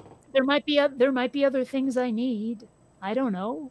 And then we have we have a 2-pack Panda Express Kung Pao stir fry sauce, $6.25 from Walmart. I actually have no idea where to find a Walmart if I wanted one, and I don't. I mean, the only reason I mean, seriously, like I look at Walmart and I don't even know what's there. I hear about Walmart all the time, and I've seen pictures of it. I don't really know what it's like to go to one. The closest I can point to is Costco. I would call Walmart a step below Costco, because I used to be a member of Costco. The only reason, and I will say the only reason I go to Walmart is because I can walk there and carry my purchases back home. Wait a minute. Why didn't I think of... Oh, well, it doesn't help anyway. Never mind. Okay. I mean, if I could walk to Target, I would be there. I prefer Target to Walmart much. But unfortunately, the closest Target is about an hour away by bus. So, what do you do? Well, okay, here's a question for you. Yes, dear. These buses that take an hour to get there, how circuitous are their routes? Yeah. Would that be very? It would be very doesn't begin to describe. Okay, so here's what you do then.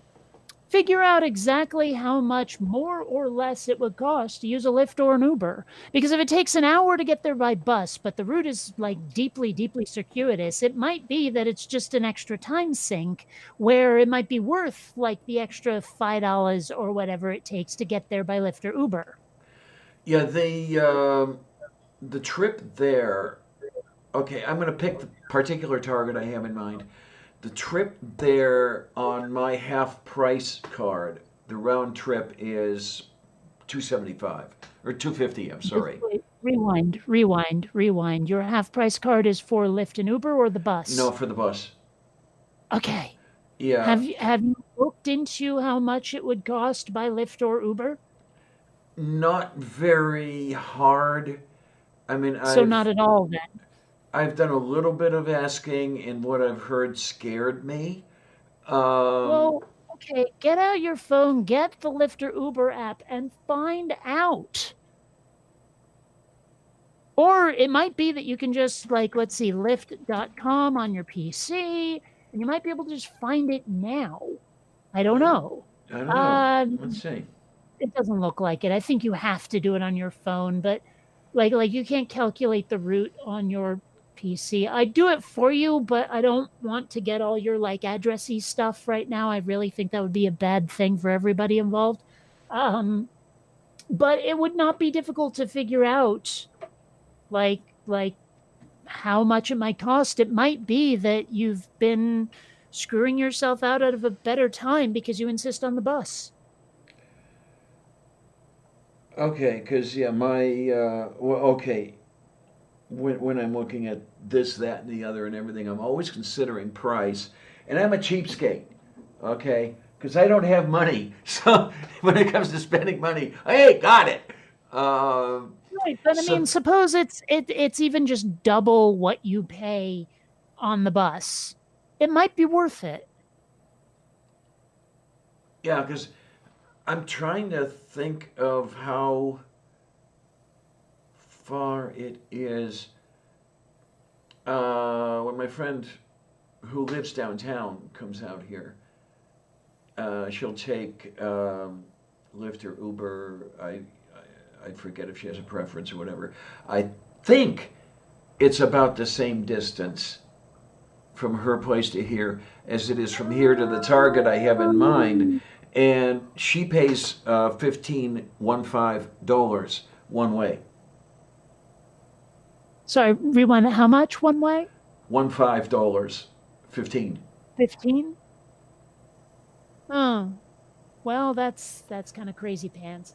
Also, I'm looking at what Von Rick just said in the chat, and I think I know what's being said. I'm pretty sure, because I have 2 Amazon boxes I haven't unboxed yet. I suppose I could get on camera, although my hair right now is not worth it, and unbox stuff now instead of doing it on my own channel, but I'm pretty sure I know what's in one of those boxes. I'm actually waiting until Tuesday because I know there's one other thing arriving, and the guy who sent it to me said Tuesday. But yeah, so I mean, I'm pretty sure it's that char siu sauce that I used for my pork fried rice. Yum, yum, yum, yum, yum, yum, yum. Now, Pine Snake asked earlier, is Kate a vegetarian, or am I massively confused on this? No, Kate is a vegetarian. There's a difference. Yes. I definitely eat the meat. I love pork and chicken and all of that stuff. Oh yeah. Yeah, I'm definitely an omnivore. Probably closer to carnivore than herbivore, but definitely an omnivore. Oh my. Yeah, I cannot. When you come down to it, I cannot simply go without the meat long term. I mean, I was a preferential vegetarian for some years, and I liked it. I really did. But there's just something about meat that I cannot leave behind. It might be the food value. It just tastes good. Come on. Well, that too.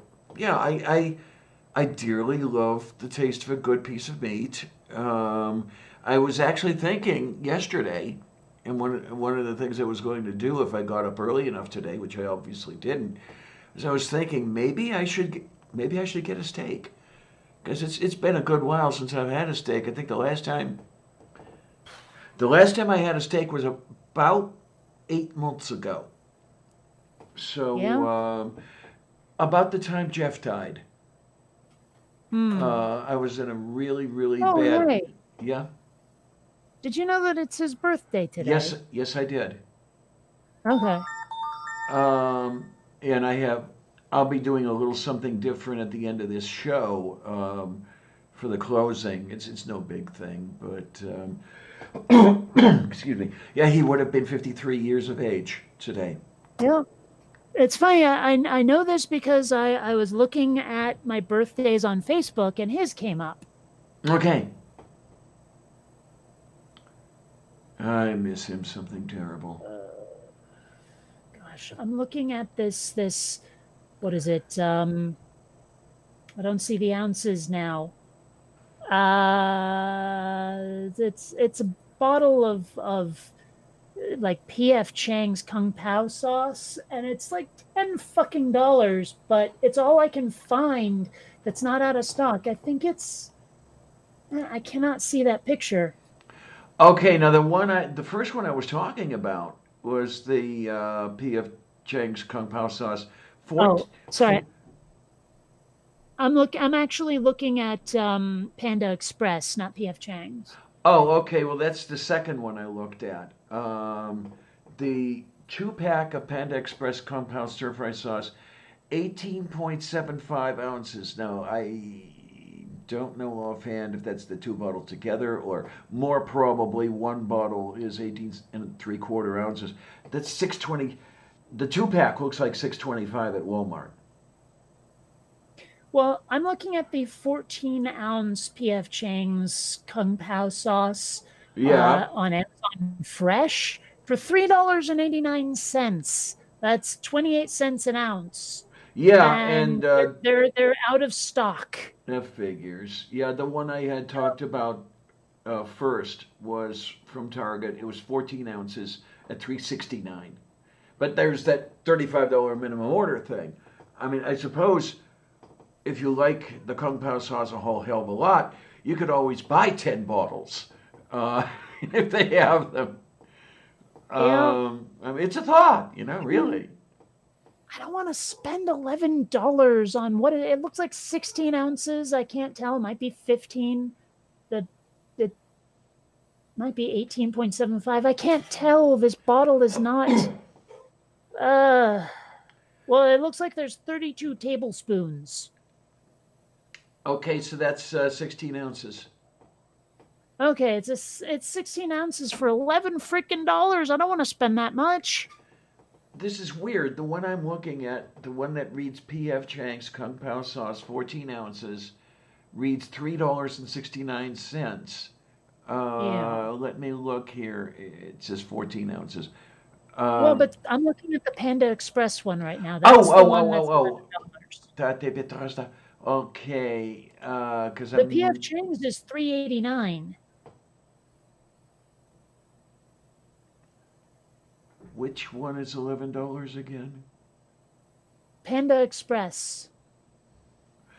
Okay, I'm looking at a 2-pack of Panda Express Kung Pao stir fry sauce, 18 3/4 ounces. They say $6.25.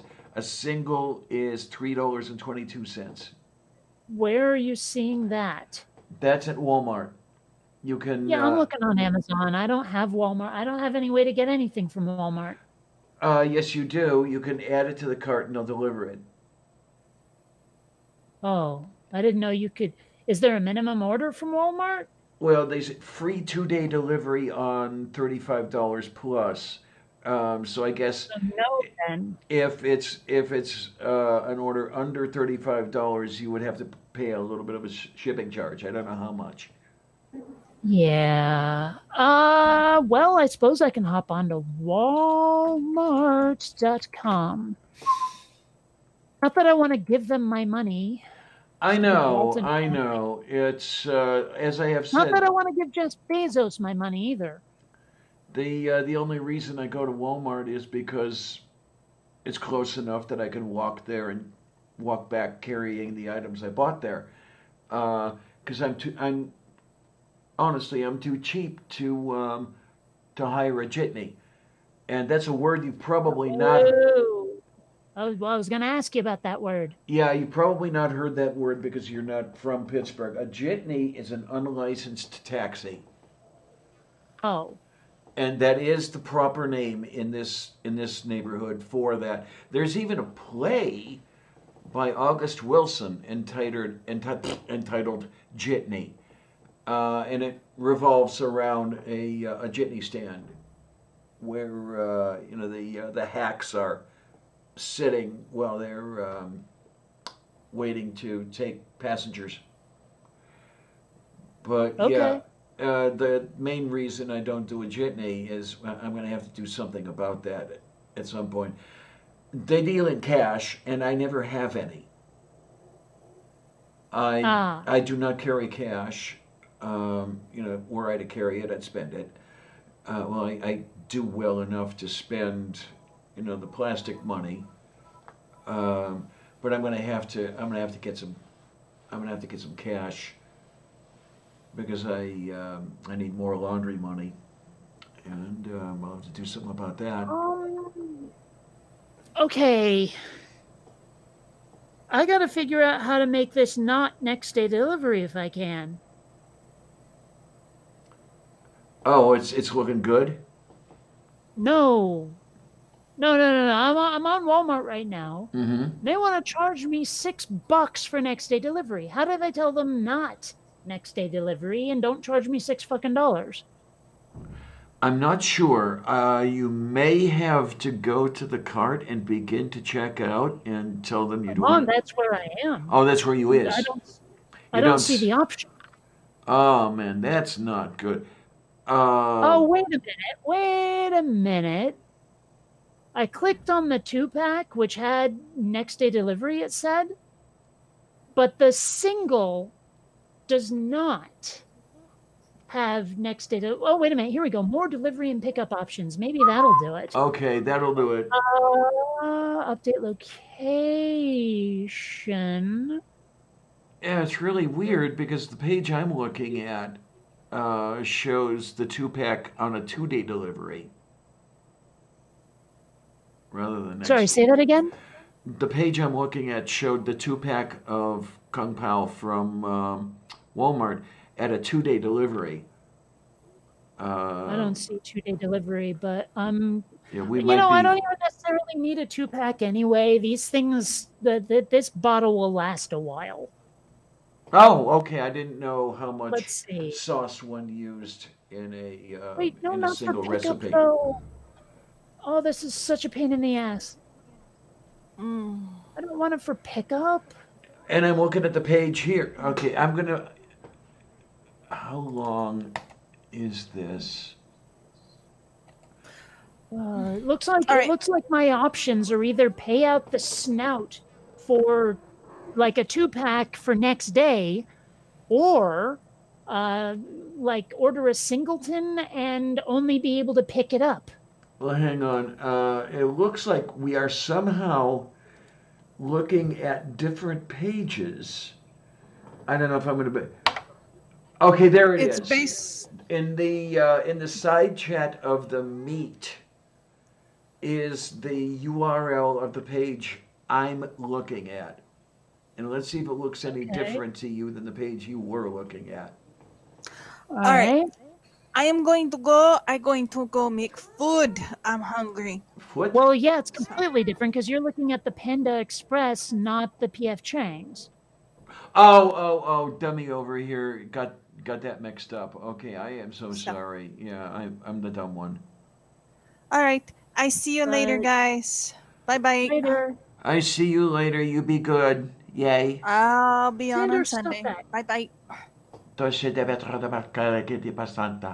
Okay, now. Svidania. Yes. Yeah. And by the way, No, I do not.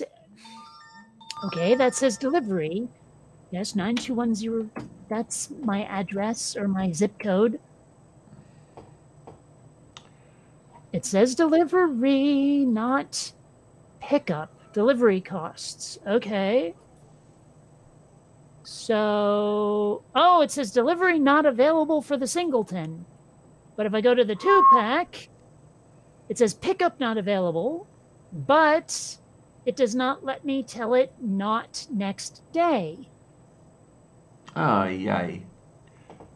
So I'm pretty much limited to either paying through the snout for delivery or not getting it.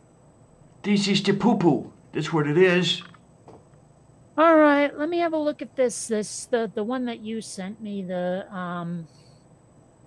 Panda Express version here. Taproznie. Okay.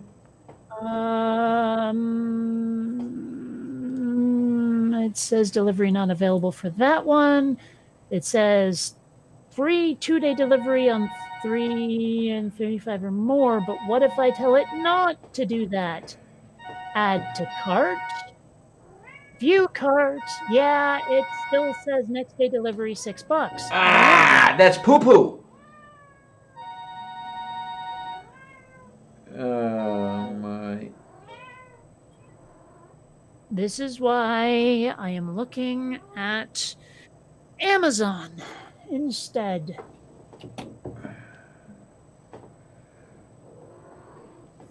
I don't know. If shopping by wire is going to become a big thing, they'd better get some of these bugs straightened out. Well, I've been hearing things about what travel in any form is going to be like post-corona. Apparently, flying is already going to be a gigantic pain in the ass, even when the disease is cured. Oh, wonderful. Yup.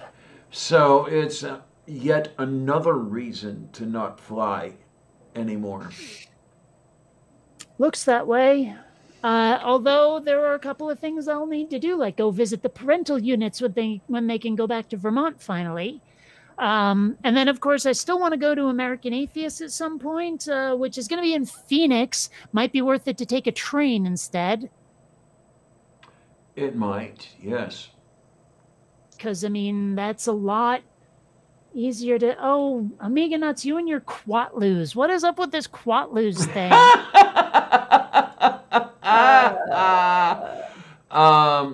That is a unit of currency that was in use on a particular... Oh, you do know that. Okay. I know that. I'm just wondering what the obsession is. I don't know. Hey, you two, stop that. God, Sander, did you actually slash Columbia's eye? Oh, no. We can't have that. She's good. She was holding it closed, and I saw him thwacking it at her face, and it just... Yeah, okay. Yeah, Von Rick, I was looking into the possibility... Oh, my gosh. What? Sorry, I'm looking at this thing. Maybe I should share the page, but they're talking about what flying might look like. Hello, there we go. Present now, a window there. Okay, so this is what flying might look like post-corona. It's hard to see in this picture, so let me scroll down. They might start installing these. Oh, for the on love all of the St. seats. Gulick. Yeah. And did you see this whole thing where some people might be flying backwards? No, I didn't see that. Yeah. Why? There's no way in hell I will fly backward on a plane. So yeah, that is one of the things that might happen post-COVID-19 with flying. I had already sworn off flying, but then I was thinking of caving. When I was thinking of going to Faithless Forum, I was thinking maybe I should fly. And, okay, yeah, this COVID-19 has brought me back to my senses, and it's like, no flying, ever. No.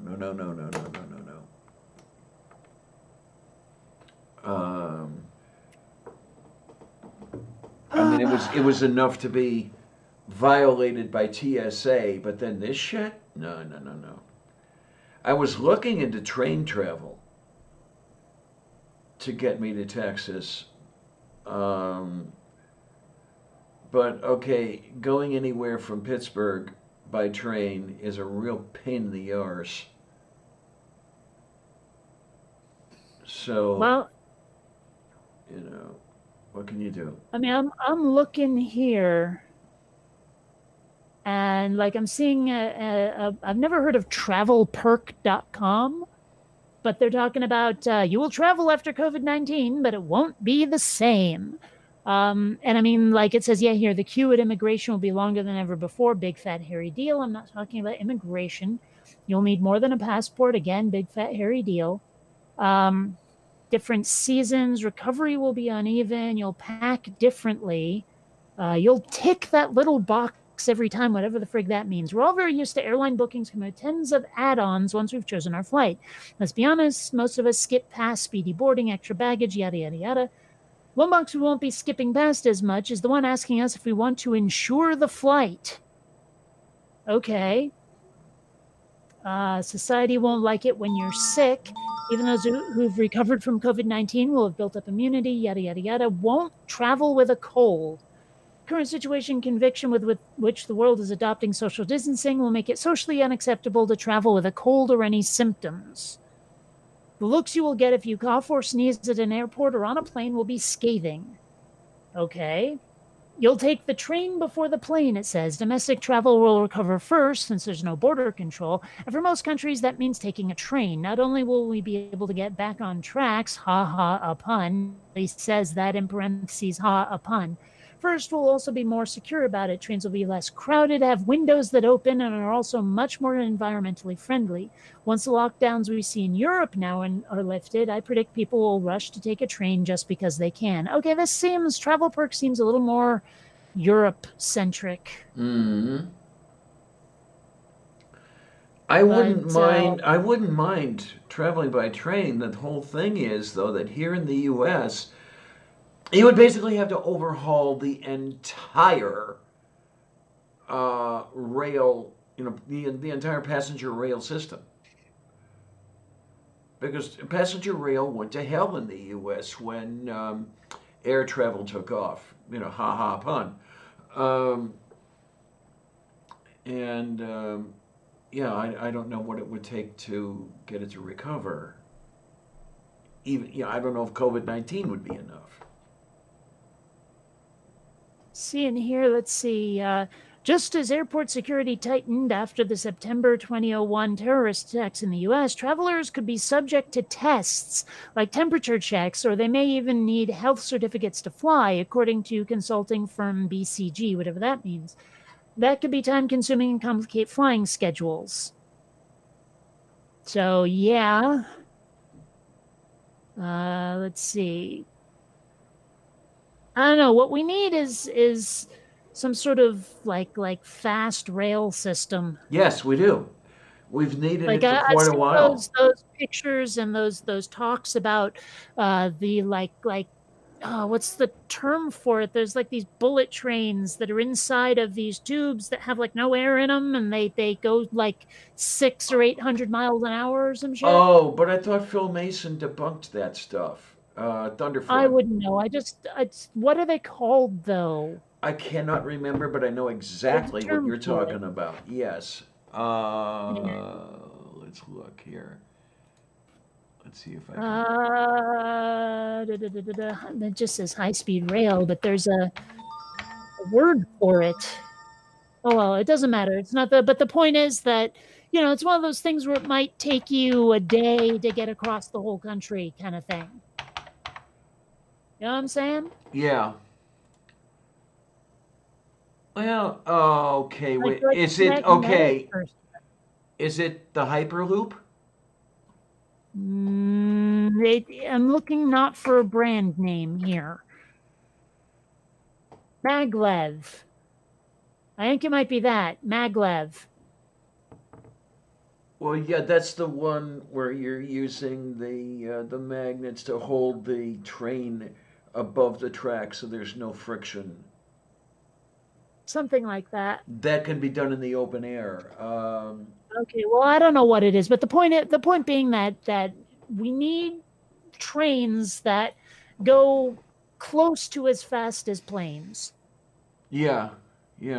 Because then people will actually use it.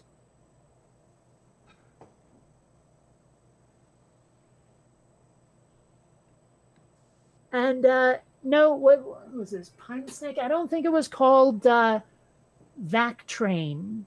That might be a brand name, but I'm pretty sure that's not what it's called.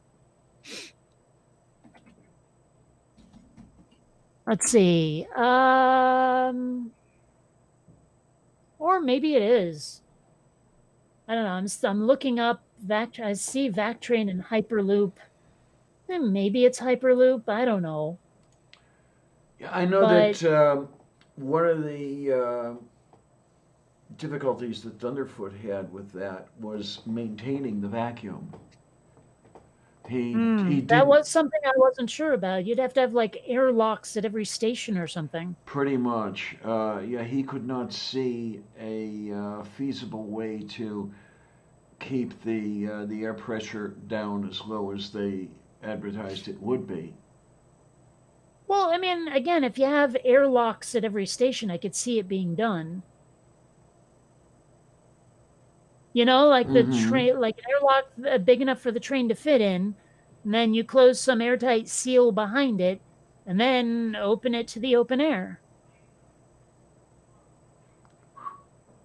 Okay. You see what I'm saying? Yeah, I see what you're saying on that one. Yeah. You know, that way the track itself maintains its vacuumy, like the absence of air, but people can get out. Oh yeah, that was the other problem that Thunder had. Yeah, something goes wrong, and it's like you're stuck in a damn train because Yeah. unless you had dump valves in reverse, I guess. Yeah, I don't know. An accident that cracks the thing open could be Yes. devastating. Yes. I want to see what you have. It was at least one film on YouTube, if not more than one. I actually haven't watched Thunderfoot in a very long ass time. I guess it was when he stopped being like about atheism. You and I both. I checked out. Yeah. And then, like, I started hearing all these weird controversies of shit he'd said that he probably shouldn't have. And oof, I don't know. I'm glad I got out early. Same thing with Amazing Atheist, for that matter. Oh God, yes. Yeah, when Phil went on his anti-feminism rant, that's basically when I said I've had it. Because I like his science-oriented stuff, and he still does some of it. Well, what you gonna do if someone's gonna be a butt munch? Okay, I see a playlist. Let's see if we Thunderfoot versus Hyperloop. Oh. So what I may do is, let's get over here. Grab this URL. Excuse me. God, please. And we will rock you? Yes. Okay. We will paste you. See if that works. Paste? Oh, I see what you're saying. Cut and paste. Yes. Sorry, I thought there was a parody going on somewhere. Columbia, wow. Do you want attention or do you want dinner? Oh, it is past dinner time. I'll be right back. Okay. Kitties need foods.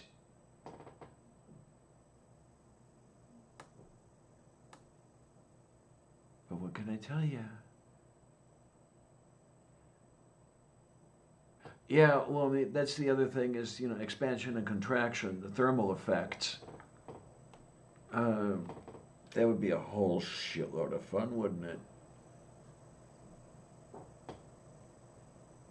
Oh! I did not know that. Thank you, Pine Snake. Individual capsules, so sort of kind of like 2001: A Space Odyssey, huh?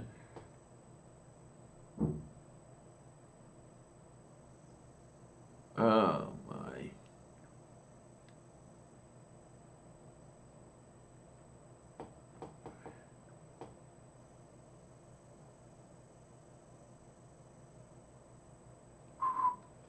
Oh, my, oh, my. Yeah, and it's all kinds of fun and things and stuff. And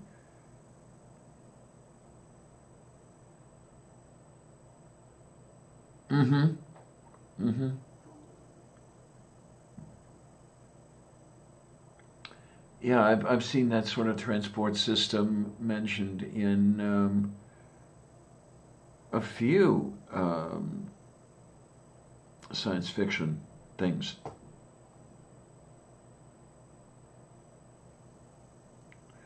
Would not be that bad a thing. Man, Yay. what is it with my cats and their Meow. water dish? Because there is inevitably, like after a day, I suppose, of sludge that is obviously used kibble and other food sitting in their water dishes, and I'm like, why? It's What, not. what, It's not limited to those two. Trust me. what I mean, like, are they trying to drink with their mouths full or something? What's going on? I don't know. I don't know how. Yeah, I don't know how this one does it. But she inevitably gets the stuff into the water bowl. I suppose that were I to put the food bowl and the water bowl at opposite ends of the kitchen, she would still manage to get the water sullied with used cat food or whatever the hell it is. I don't know. Yeah. And now that I've finally got the whole roach problem under control, I'm not seeing floating bugs anymore in their water dishes. Oh, that's a good thing. One thing that was kind of funny, though, is that Xander had this weird tendency to try to eat the bugs. Uh-huh. You know, he would catch them and nosh on them. And I'm like, please tell me that doesn't hurt you. Well, this one tries that with stink bugs, and she never seems to remember from one time to the next why it is that she really doesn't want to do that. So every time it's like, this is terrible. And then a couple of days later, she's trying to, chew on another one. And we've got. Well, Xander seems to love it. Oh my. Yeah, we are plagued with stink bugs here in Pennsylvania throughout the state. They're one of those. I think they are true bugs. There's a certain body plan that indicates it's a true bug. Shield-shaped, kind of broad. And the thing is that, when you smash one, it smells horrible.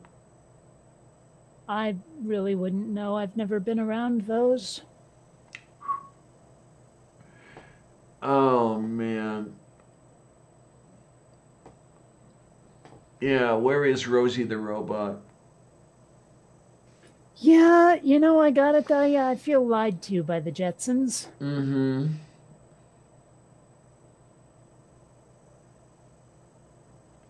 Yeah, you don't have that treadmill, 1,500 feet up for walking the dog or any of that shit, or walking the cat. Mm-hmm. That's the really interesting thing. The person I was talking about who lives downtown comes up here on Uber. She'd walk her cat, and the cat was took very well to the lead in the harness. I should train Xander with his harness. I mean, Columbia would have none of it. I think I might be able to get Xander to accept it, though. This one just about tolerated a harness. Because I had her on one when I went to Illinois, and then it turned out that she really wasn't all that fascinated with being out in the open air anyway. So, actually, now that you mention it, I think Xander wouldn't be, because like the one time he managed to get out, he was terrified. Yeah, that one when he got through the screen. Yep. So maybe I shouldn't. I mean, maybe he'll get over it. I don't know. I do like the idea of walking a kitty, though. Oh, Cassio loves it.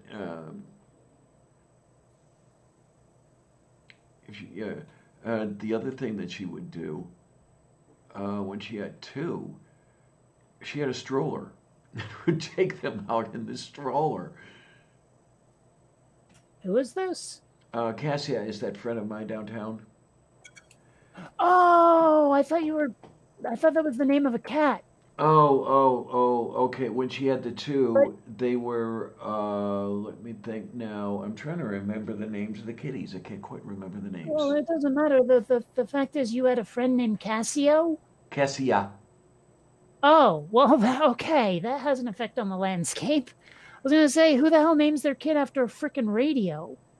And besides, that's with a K rather than a C. Uh,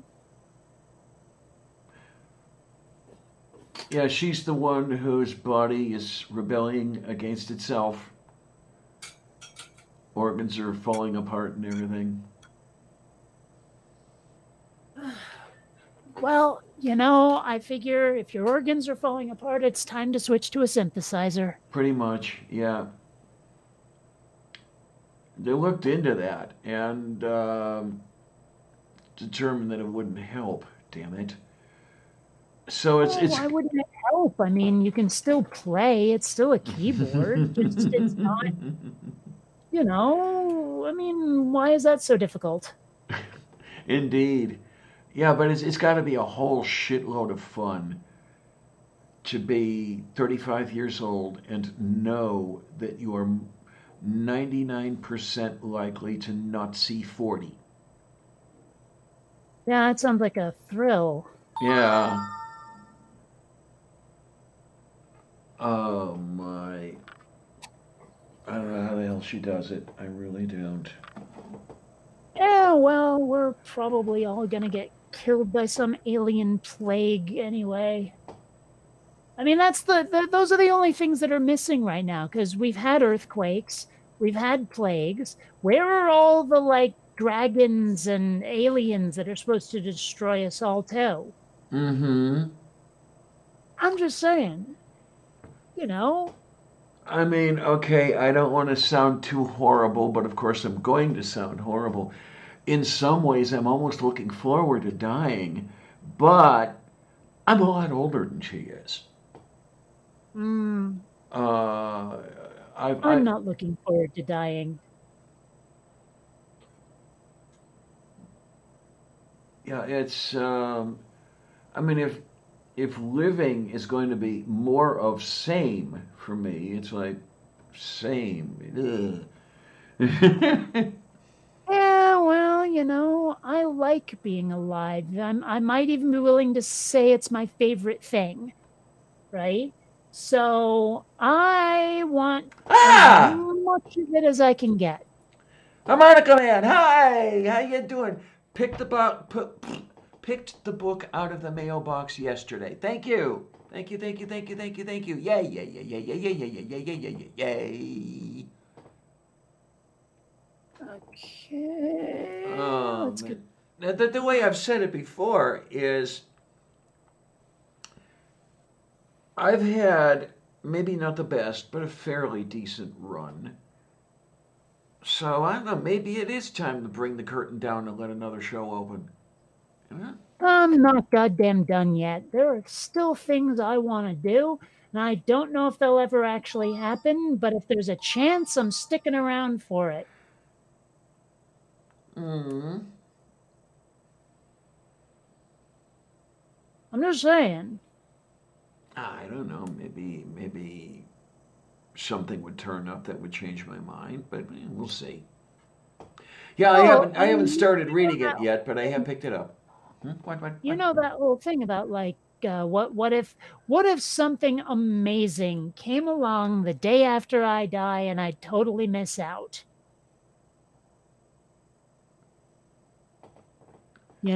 Well, I want to be around for say, oh, I don't know, jetpacks would be nice.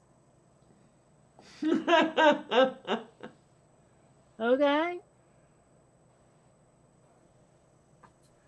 oh man. Well, the okay, that deep dark fears that you're showing, and right after I'm gone, something amazing will be invented, and I'll totally miss out.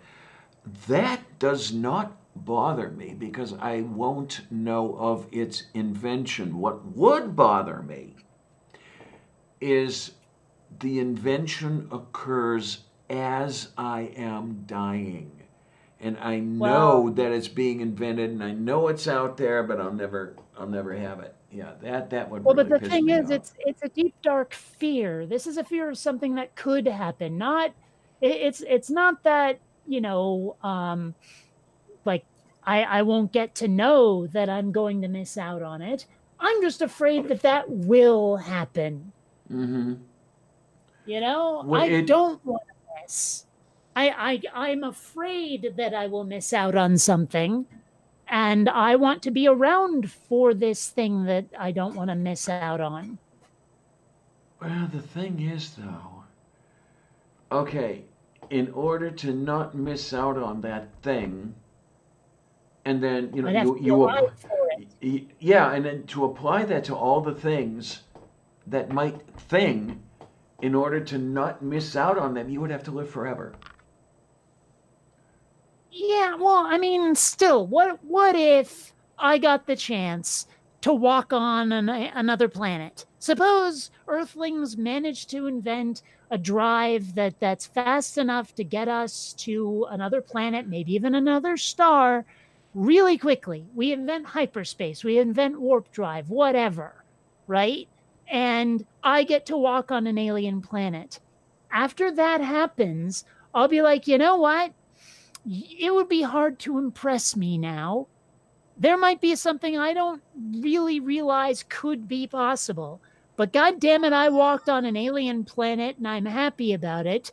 And I won't say mission accomplished necessarily. I won't say you can kill me now. But if I were to suddenly realize, oh, by the way, you're dying tomorrow, I'd be like, well, I got to fucking walk on Mars. So you know what? Take me, I don't care. Okay. But and it's the same thing with like say jetpacks, for example.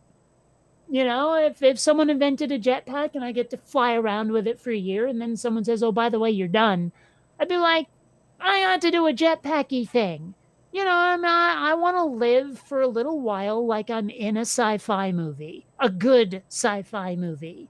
You give me that, and then I'll be like, yeah, okay, I can croak now. I don't know. I guess I've had a little bit of that. I mean, I didn't get to. I didn't get to walk around on the moon, but I got to see a couple of guys do it. Well, I got more than a couple of guys.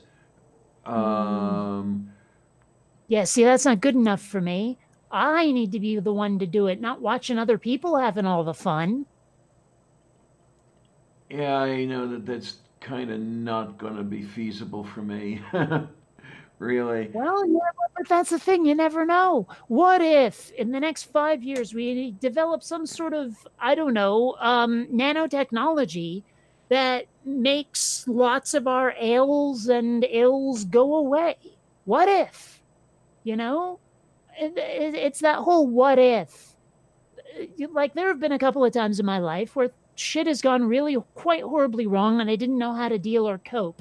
And for a few weak moments, thought very seriously about, hey, maybe it's time to check out. And then I remembered, no, screw that crap. There might be cool shit coming. I mean, that has kept me going through some of my darkest moments, is thinking, hey, what if I get to do this, that, or the other thing? I stuck around long enough for virtual reality, and I'm glad I did. So what if? What if that space travel is coming in my lifetime if it's not prematurely cut short? What if? Yeah, and there's the interesting difference between us. We both think about the what if. You think about what if this good thing, and I think about what if this horrible thing. One of the things I fear most is continuing to live in destitution, on the street, homeless, penniless, that whole thing. Which, I mean, I've been pretty damn close to the bottom of that barrel multiple times. And that's the kind of thing that scares me. Well, for a while there, I was barely living on $400 a month, and now I'm socking away $400 a month. Okay, so I don't want to hear about this. There's a way. It can happen. Well, a lot of it depends you on how lucky you get in some areas, yeah. Well, yes and no. I mean, granted, I did have a few lucky breaks. Like, I don't know where my YouTube channel would be right now if I hadn't gotten that shout out from Non-Stamp Collector back in the day. Yeah. Not a clue where my channel would be. But, now I can make an actual living off of it. I mean, back when I was living on $400 a month, I was living in this tiny, tiny, tiny studio apartment. And you want to talk about tiny? I was sleeping on a beanbag chair. Okay, and now, granted, thanks to my parents, I'm living in like $250,000 worth of condo in San Diego. But even if I wasn't, I could afford a better place than the one I was living in. Oh my, I'm somewhat surprised that the price tag is only that much. Yeah, we got a deal. But I mean, my condo in okay. but my condo in Seattle was worth as much as well. Yeah, I'm surprised at that too. I mean, when you consider the real estate availability and prices in places like Seattle and San Diego and San Francisco and New York and I mean, I've heard stories of people in San Francisco making over $500,000 a year and still, this close to homeless. Mm-hmm. Yeah, I've heard of that sort of thing too. But I mean, like, I hate to say where there's a will, there's a way, but it kind of is like that. I mean, because, okay, I see some not super successful YouTube channels out there. That exists. Mhm. That's a thing. Mhm. But what they all seem to have in common is people pointing a webcam at themselves and trusting to luck. Where, like, the really successful folks I've noticed tend to have production values out the wazoo. Yeah. Yeah, make it look good, and they'll watch it. So I mean, that's a factor. Is if you want to be successful in this biz, I hate to say, there's a game to be played. It's part of why I want to get out. It's part of why if we get that UBI, oh, you better believe my channel is going animation only. Mm-hmm. Because after 12 years, I'm goddamn tired. Can't blame you. So, I mean, but part of my success is simply because I have the animation going on, I have the green screen going on, I script my videos. It's like the folks who just get on camera, and most of them are theists, not atheists. Atheists tend to have better production values, but there's all those theists out there who just turn on a shitty camera with a buzzy mic and ramble for a while. And that is exactly why I will not go on camera unscripted. I mean, this is different, but I mean, when I was trying to do response videos, I would not go on unscripted. I couldn't do it. It was all yeah, that makes a huge difference. The pregnant pauses are so hard to watch through. They really are. Mm-hmm. Yeah. But on the other hand, you're also your own worst enemy when it comes to scripting videos because you overthink it so very, very much. Yeah, but I'm really good at overthinking. Yes, but overthinking is not good for video making. I mean, honestly, seriously, you do not need 1,000 pages of footnotes, nor do you need to go off on a bazillion tangents to make your point. In fact, you know what they say? Brevity being the soul of wit. You want your stuff to be understood rather than over-researched. I mean, just make sure you're right and put it succinctly in ways that don't put off your audience. That's the secret. Make it understood or understandable to people who don't necessarily put as much work into their research as we might. Your job is to boil your research down into sound bites. Well, okay, I'm just a girl whose intentions are good. Oh, Lord, please don't let me be misunderstood. Yes, but, what can I tell you? Well, I don't know. I have noticed a tendency on your part towards being let's see, verbose to your own detriment. Like, I tend towards verbosity, but I remember that I have an audience and they may not want that from my videos, because if there's ever a get on with it quality to my audience going, Kate, shut up, you need to bottom line this for me. It's like, you ever get on Facebook and someone's trying to make a point, and instead of getting to the point, they go down 1,000 rabbit holes to the point where they have an unedited wall of text that you just don't want to spend the time reading.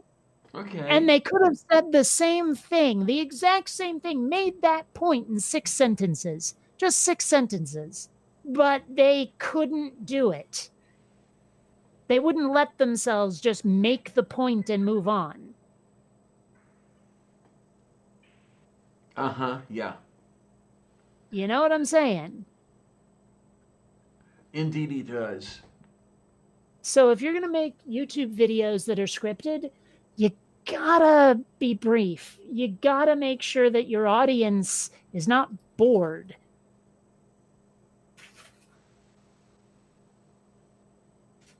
I'm good at being boring. What do we have here? Oh, I see. Amiga asks, what is up with portrait mode? And Pine Snake responds, ignorance, because it looks good on their phone and they think it looks good on the computer screens. No.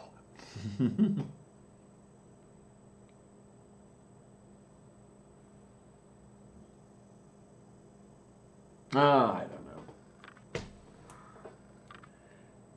What I've got to do is decide whether or not I'm going to go and get a cup of coffee right now. Because God, I'm dry. How dry I fully intended to build some Tang or Kool-Aid before this started and didn't do it. Should have, didn't. But I need an intern. I need an intern to bring me coffee. And I had like a cookie before this started, and now it's after dinner time, and we've been going at this for about 2.5 hours.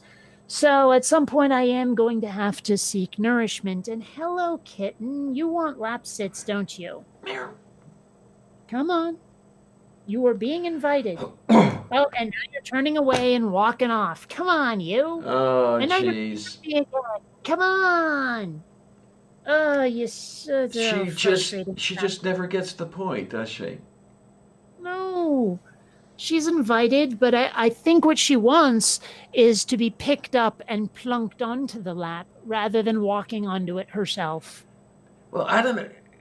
Am I remembering incorrectly, or before we went live today, were you saying that she occasionally does not even like that? Or did I hear that wrong? She will sometimes run off. It's not easy to tell what she's going to do because, hey, she's a cat. Meow. Yeah, one needs to learn to speak feline, and unfortunately, they all speak it differently. yes, yeah. Miranda and I could have extended conversations, but I mean, Miranda died 8 years ago, so it's not happening. Oh God, it's. Well, Columbia has never really been the typical cat. She's not one to chase things. She only rarely likes cardboard boxes. She doesn't dump shit off shelves. And you know what? When I tell her she's not allowed to go somewhere, she usually obeys me. Xander, on the other hand... yeah. This place looks like it's been destroyed by a hyperactive 2-year-old. Well, that's pretty much what you got there. almost. I mean, he's what, 6, 7 months old now? Maybe 5. Okay. All right, Xander, you look like you want my lap more than Columbia does. Yep, there you are. And quit wrapping your tail around the microphone. Oh, man. I don't know if you heard that. I didn't hear the tail wrapping around the mic. Oh, hi, Tara. Yay. Oh, my. Wait a minute. The DNA the DNA tests on MyHeritage are on sale. They are $40. Yeah, get me some stimulus money, and I'd go for that. Stimulus money. Sorry. Yeah, I'm just what I want to do here, and I'm going to have to figure out a way to do it such that people don't know exactly what I'm doing. But I would like to have some money set aside to where I have a month's rent and a security deposit set aside. And then eventually it would take a lot of time, work on, a month's expenditures set aside, and then just do a flow through bank account, where, okay, that stuff is sitting there. I get my check, I spend my check, I get my check, I spend my check, and the amount remains about the same. And I have that there in case I need it. Because I think things could have been really, really interesting had I not got help with the security deposit on this place and cash for moving costs and all that shit. I'd have been totally screwed, and it would not have felt good. So, do you think that if you check yourself into a mental institution, you have to pay them an insecurity deposit? Pretty much. Hmm. Oh man, no, that's something you really don't want to do.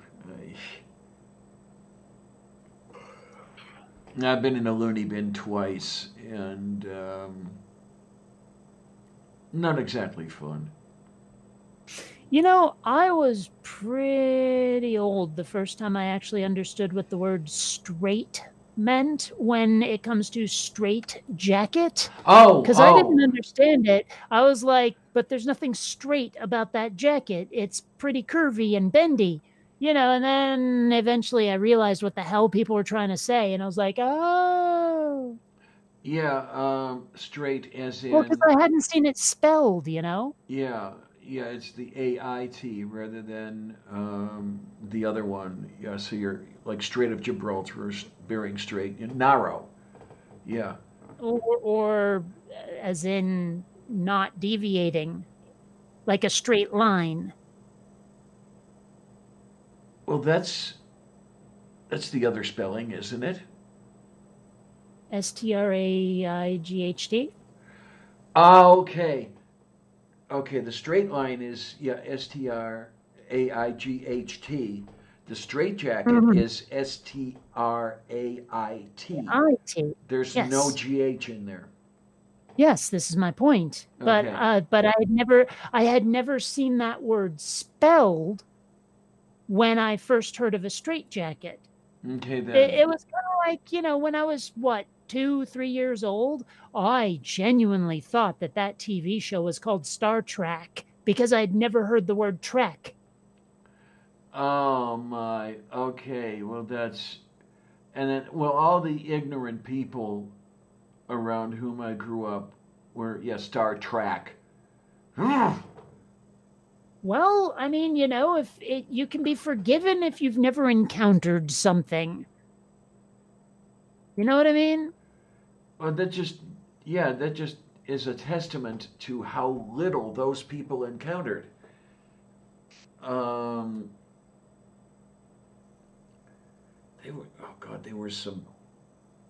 were some people I wouldn't want to spend time around anymore. Okay, basically. Well, I mean, it's like the first time I heard that there was an engineer that was not someone who drove a train. I was genuinely confused because I'd only ever heard that word used to describe people who drive trains. Okay, then. It's or like when I found out that there were doctors who weren't medical doctors. I was very confused because for a very long time, a doctor was the dude with the stethoscope. Mm-hmm. It's like when you don't encounter something ever, you can be forgiven for not understanding it the first time you encounter it. Right, and there's the point of the whole discussion is the first time. Yeah. Yeah, when you've heard it 34,916 times and you still fuck it up, and it's like, okay, something's wrong here. Well, all right, hold on. There's one. Let's see. When did this song come out? Oh, come on. 1983. Okay, I spent most of 1983 being 7 years old. And when the song Karma Chameleon came out and I saw a music video of it, I asked my parents, why does that lady look so weird? Why does that lady's voice sound weird? Ah, okay. I was genuinely confused. I didn't know people did that. One can expect that would happen. Yeah.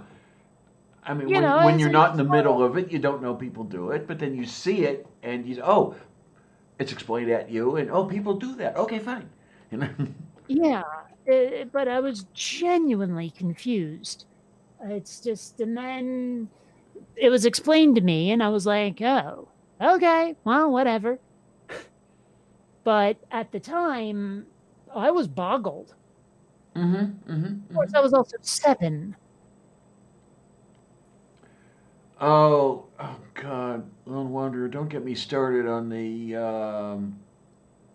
homophones.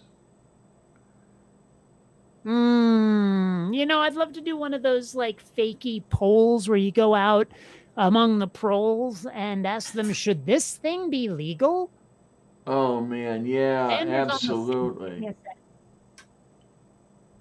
Cinder! Oh, you little brat. Oh no, what do you do? Well, I have a specific knife that I use for the cat food that I keep up on the sink. And I guess I didn't clean it thoroughly enough because he was licking at it. Ooh, could be trouble. Yeah. It's a butter knife. Don't worry about that. Oh, that's better. Okay. Yeah, well, the whole Yeah. thing, those 3 words, and then those other 3 words, I hear but the first 3, they are very distinct in my head, and yeah, the way people do it, they. What on earth are you talking about? What 3 words? Okay, I hear them from people as there, and there. Oh. No. There, dear, there. No. They are totally no. different words. No. There is no there. That is not a word. It's the middle one. Yeah, and it's not pronounced like that. And that's the problem. These people don't know how to pronounce it. No, they I'm know right, how to you're wrong. pronounce it. They know exactly how to pronounce it. They're not the ones getting it wrong. You remember when we had that discussion about iodine? Yeah, that stuff, the iodine. It's iodine, and we proved it to you by looking it up. You were just plain wrong on that one. I do that so well. Let's see. And There. yep, There. I'm looking at pronunciation guides here, and there is pronounced there. Yeah. Now, and I could potentially be willing to accept there for they are. But well, of course, that's how it's spelled. There. Wrong. I'm sorry, I'm looking on these pronunciation guides, and every last one of them saying you're wrong. Oh, pine snake. Well, there's the thing.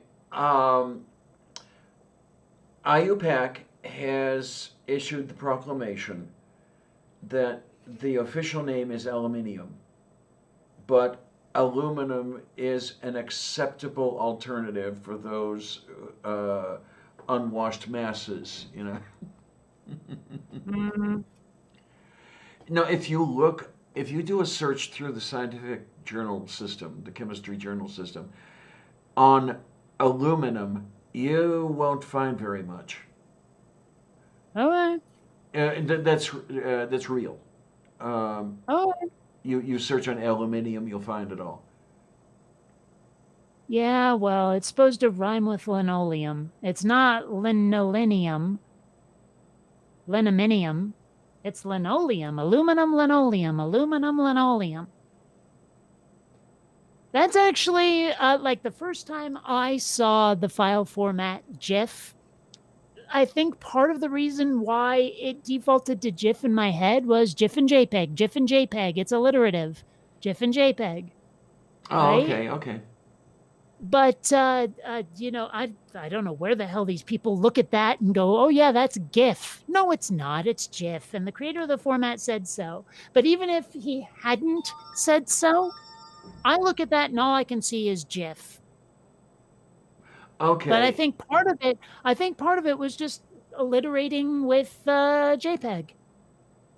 Okay, that's entirely possible. Yeah, I can see the logic in that. I really can.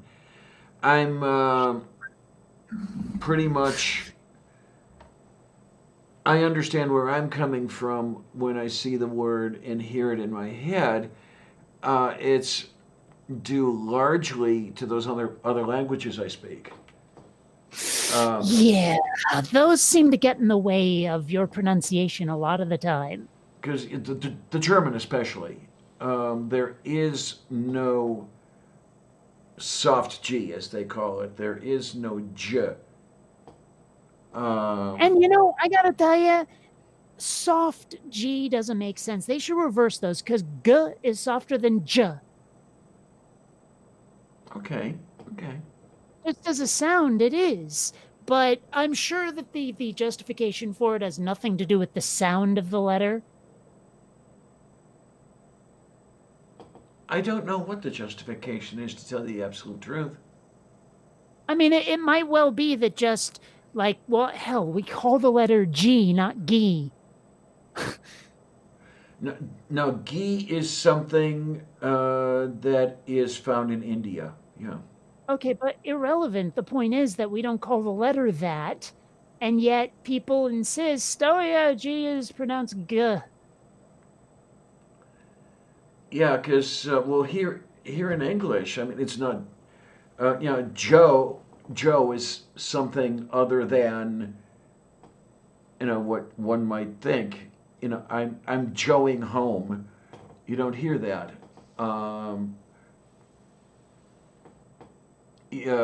But then again, at the same time, it's not a germanium or a geranium. Yeah, I'm sorry, but Well, whenever people try to insist that GIF is GIF because graphics, I say, okay, so the Judge Advocate General is a JAG?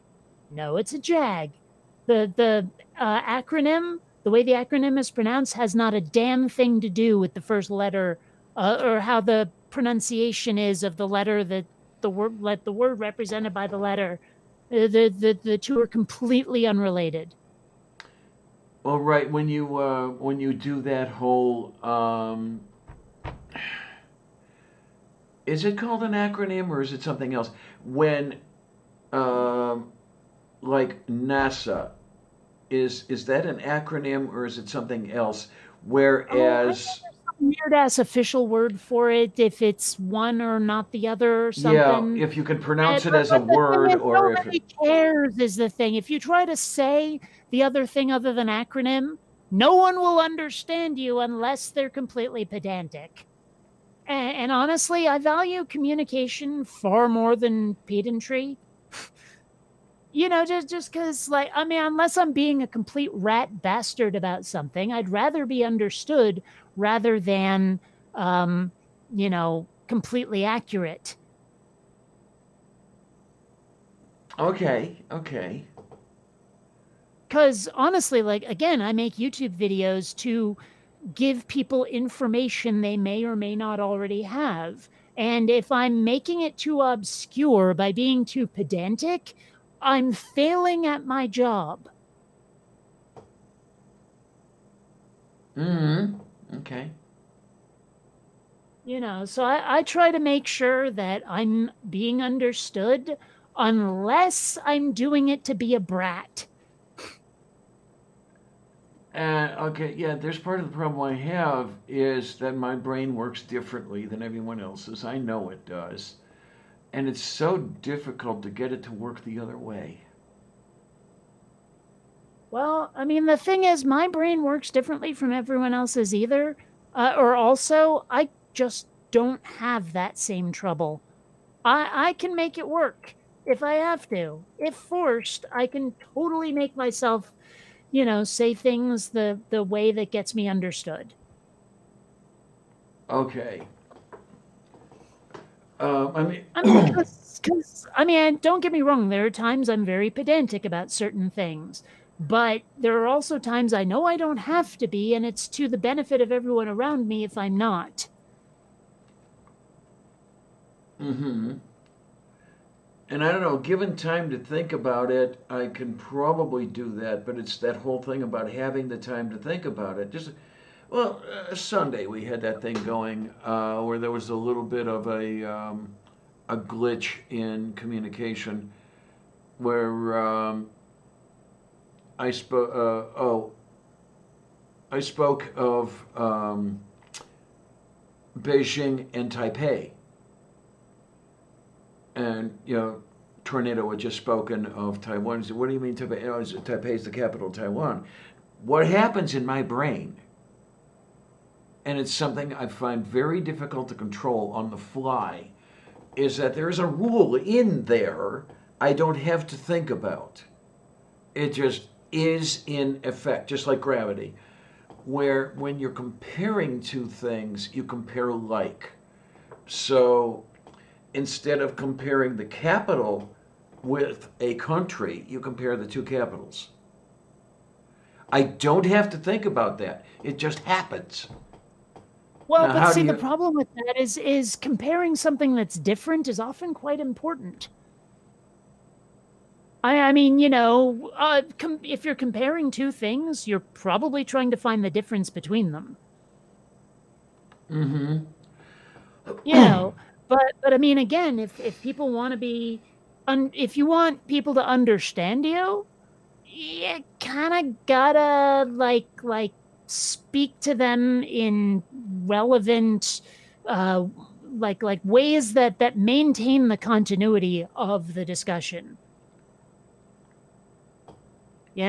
Like if someone mentions Taiwan and they don't know that the capital is whatever, Taipei, or if I have that reversed, doesn't matter because it's not going to be comprehensible because not everyone knows this bit of information. I mean, I've heard the name Taipei before, didn't know anything else about it except that it exists.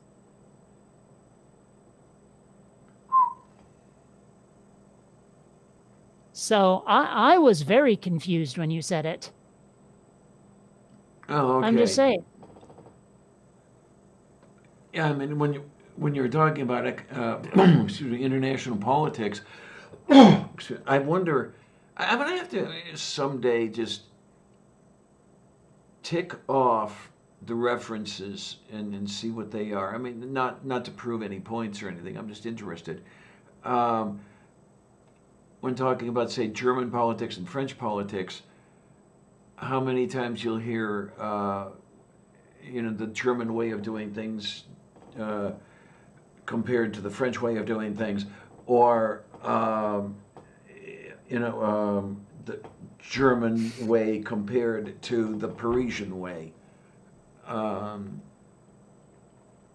It's just interesting for me to find. Well, okay, I mean, another example, like I had completely forgotten that Thunderfoot's full name was Phil Mason. I mean, 100% could not remember that. When you said it, I had to remember, oh, right, Thunderfoot. You know, just say Thunderfoot if we're talking about Thunderfoot, because that's how people are going to know him. You know? If someone, like, had never heard his actual name, most people know him by his screen name. Is that sort of thing. Just, And that's the sort of thing that requires bringing the train to a full stop and looking through the itinerary. Oh, that's the other track to take, and then going on that track. But And people had started saying Thunderfoot. I mean that's the thing is the initial discussion was about Thunderfoot. Like that was the name used. was it? Oh, okay. I'd forgotten that. Okay. Yeah. So I mean, you know, it just aids communication if you use the name that someone most commonly goes by. Switching it up like that, you can confuse people. Okay, look at it. Yeah, I can't remember that back that far to remember exactly how the conversation went. So I'm going to accept you at your word. In which case I did it wrong. Yeah.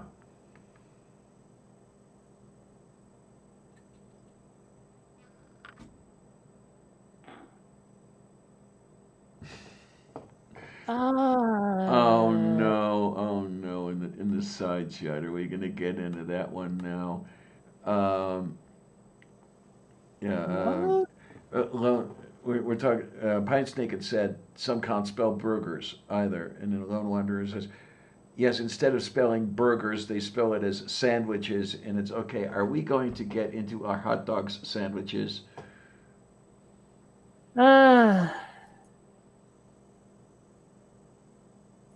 Well, you know, I gotta say, hot dogs are not sandwiches, they're tacos. Ah, okay, yeah. I see how that works. Yeah, where Yeah. ideally the hot dog bun is connected, the two halves are connected at one end. Yeah, okay. I mean, I guess the real question is cereal soup? The way I make it, yeah. Well, Oh my. you know, it's a valid question.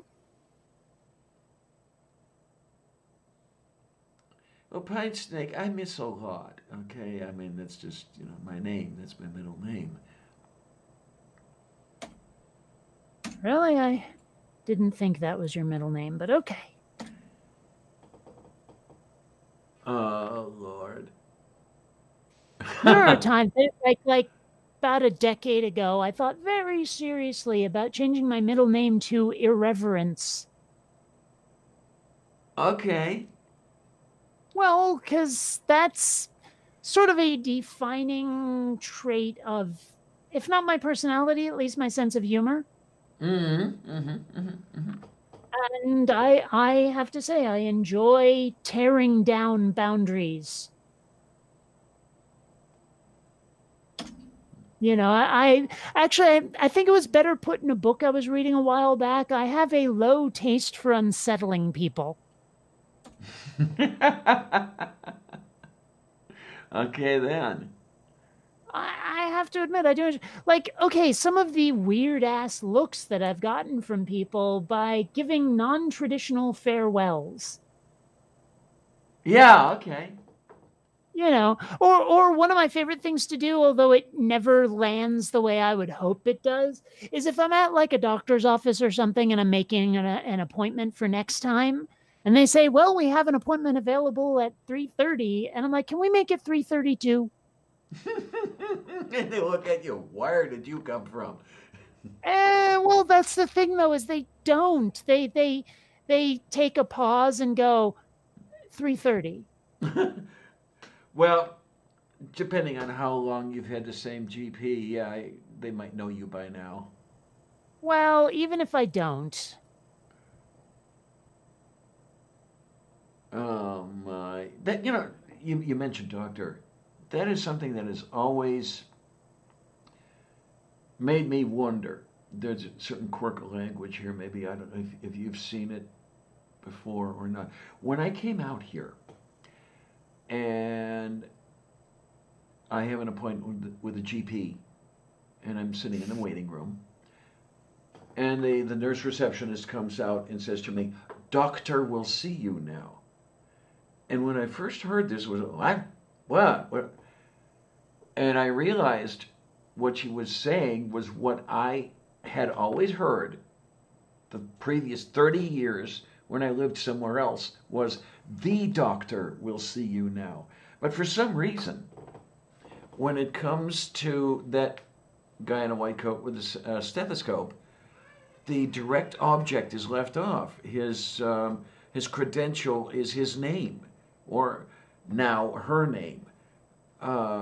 It took a while to see female doctors If it was around here. doctor last name, then yeah. But No last name. It's just doctor will see you now. I asked it I've one never time. heard that. Yeah, and I had never heard it either until I came out here. And at one point I asked about that, being stupid, as I often am. And the person glared at me like I had blasphemed somehow. It's like, okay, I guess I will never know. I mean, I was just curious if it was part of the local dialect, and I guess it is, but...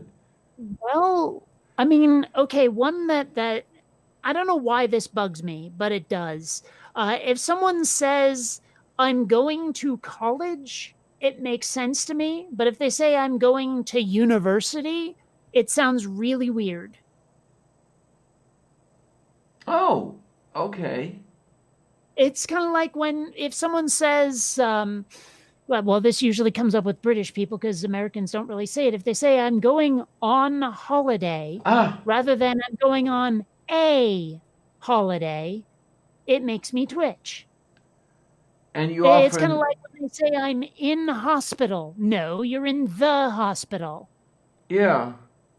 I don't know, maybe... I mean, if you wanted to say something like, "I'm hospitaling," that's weird, but it makes more grammatical sense. Yeah, okay. And okay, now but that I'm in the hospital. It doesn't make sense at all.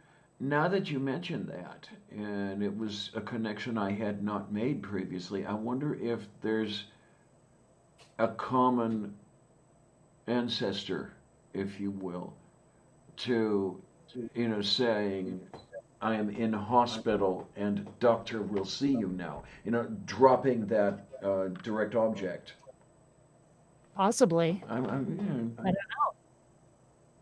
But there's one that, it's funny. It seems to be unique to British people, but when I mentioned it to a Brit, they were like, "I never noticed that," and it has to do with plurals of people versus organizations. For example, Microsoft is rolling out a new version of Windows or whatever, right? Maybe it's Word. It doesn't matter. The point being whatever that it is, yeah. that the company is doing it. If you want to say Microsoft employees are releasing a new version of Word or Windows or whatever, okay. But there's only one Microsoft company. It is a conglomeration of multiple people, sure, but it is a company. And when I mentioned this to a Brit, they were like, "I never noticed that," which I thought was odd, because it's all I can hear whenever they say that, where they refer to a company in the plural. It's the way they refer to collective nouns in general, yeah. It just makes me twitch. Hello, Xander. You are lap sitting. Well, no, you're not lap sitting, you're lap standing.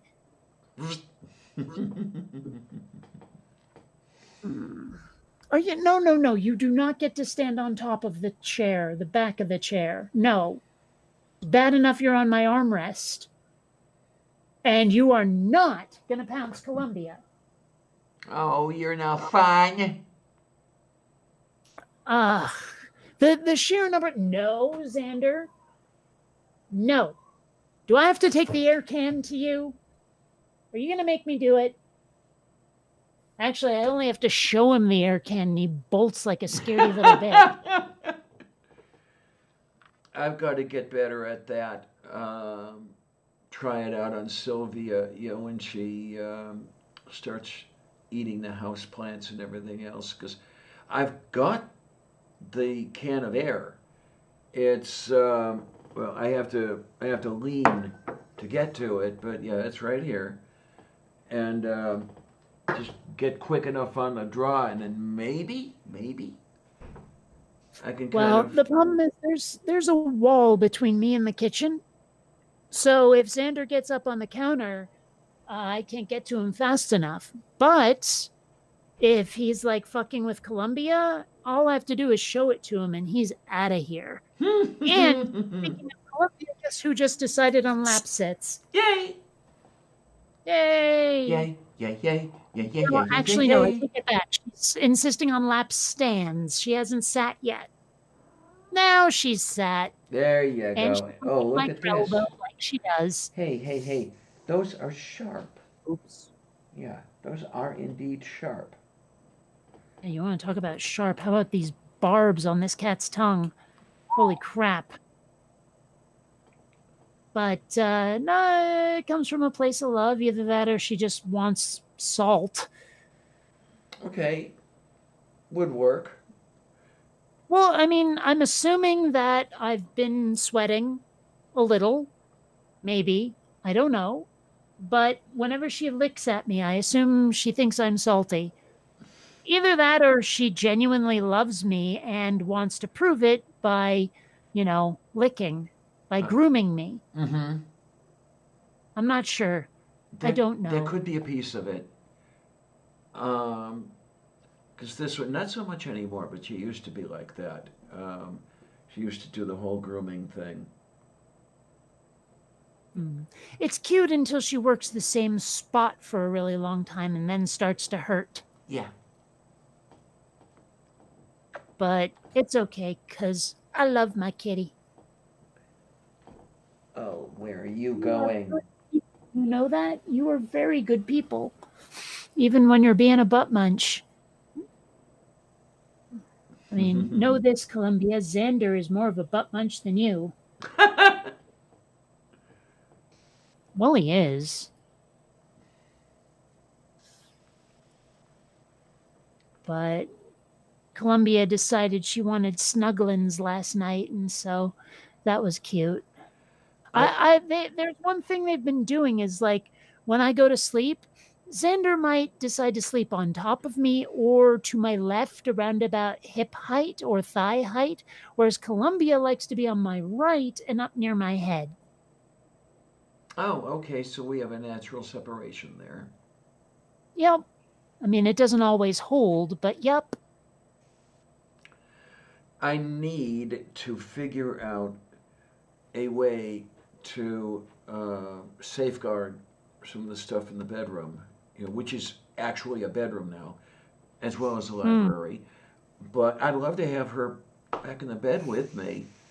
The thing is that if she's in the room for more than a minute and a half, she starts eating the plants and screwing around with the jewelry to the point where I can't find the jewelry anymore.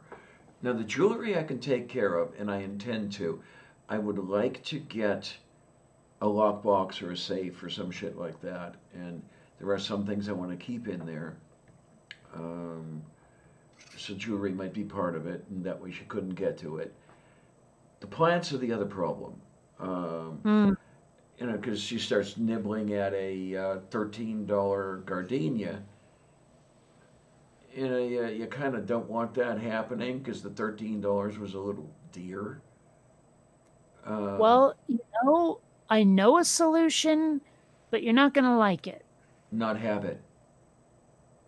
Well, not exactly. Instead of a gardenia, get a cactus. Yeah, there you go. I know, it might have been a better idea with this one. The gardenia was somewhat disappointing. Now, it is the first gardenia I've ever had bloom for me, so I was very happy about that.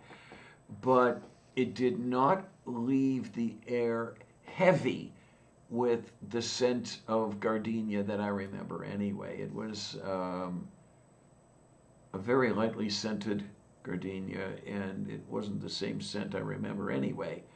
So that was kind of disappointing. Because I love the scent of gardenia. What can I tell you? Well, it's strange. I'm trying to think of any plant, flower or otherwise, where the scent of it really blew up my skirt. Unless it was food.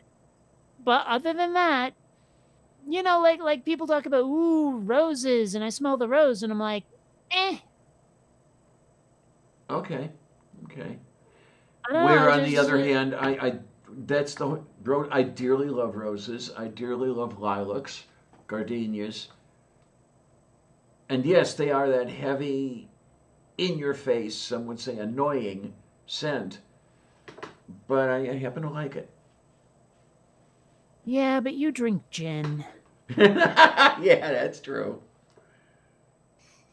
I haven't. I'm sure there must be something. I know I've walked into greenhouses before and gone, ooh, this actually smells kind of good. But like I couldn't identify the bit that smelled good. I'll tell you this much. I adore the scent of citrus. Oh, I love Okay, citrus so okay. much. Yeah, it is. It is a nice scent in all its variations.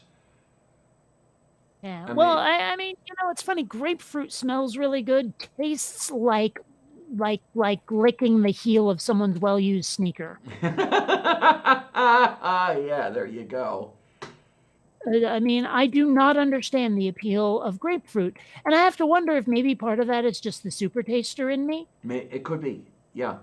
Because I mean, maybe it's not as nasty bitter to other people, but I don't understand how anyone of sound mind or body can eat that shit. The very interesting thing about grapefruit is, to me, it tastes dry of all damn things. Okay. How does something taste dry? I don't know. It just does. Well, I mean, I grok when something tastes dry. It's just I don't grok enjoying it. But I love the taste of lemons. The acidity gets to me a little bit, but the flavor of a lemon I love. Um, Well, sweeten it enough, and I love lime so much more than lemon. yeah, okay. And I just don't get lime enough. I should. Um, Mm. I have But some. when you do get it, be sure to put it in the coconut and shake it all up. Yes, and mix it all together, and yeah. Yeah. Oh my.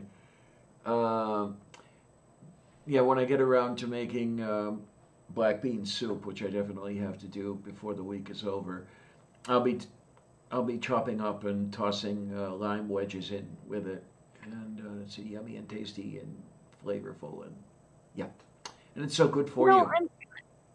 I'm kind of annoyed that the plague hit before I had a chance to go to a coffee shop and order a bowl of 3-bean soup. Oh, okay. I've told you this one before. You have to know what it is. I know you've spoken of it, and I cannot remember exactly what it is. Yeah, it's a vanilla soy latte. Ah, okay, yeah. All 3 of those come from beans, so it's a bowl of 3-bean soup. Moof beef. Yeah. Yeah, the one thing that I don't like, or I could do without anyway, are the soups, the bean soups that have 1 bean per square meter. Okay. Yeah, when I make a bean soup, you cannot find the soup for the beans. Okay. It's almost a stew. It's just the way I like it and everything else. You can water it down if you want, I suppose. But Well, I have to say that on the rare occasions I eat beans, it's like chili con frijoles or however the fuck you say it. Oh, okay, okay. Indeed. Because I mean, I was surprised when I found out that chili does not have beans in it, like unto itself. That chili with beans is beans added to chili. No, wait a minute. So the chili you're talking about starts out as a meat dish, and then you add the beans to it? Well, I mean, it starts out more like a stew, but yeah, I mean, imagine just chili without beans, and that's actual chili. Beans are extra.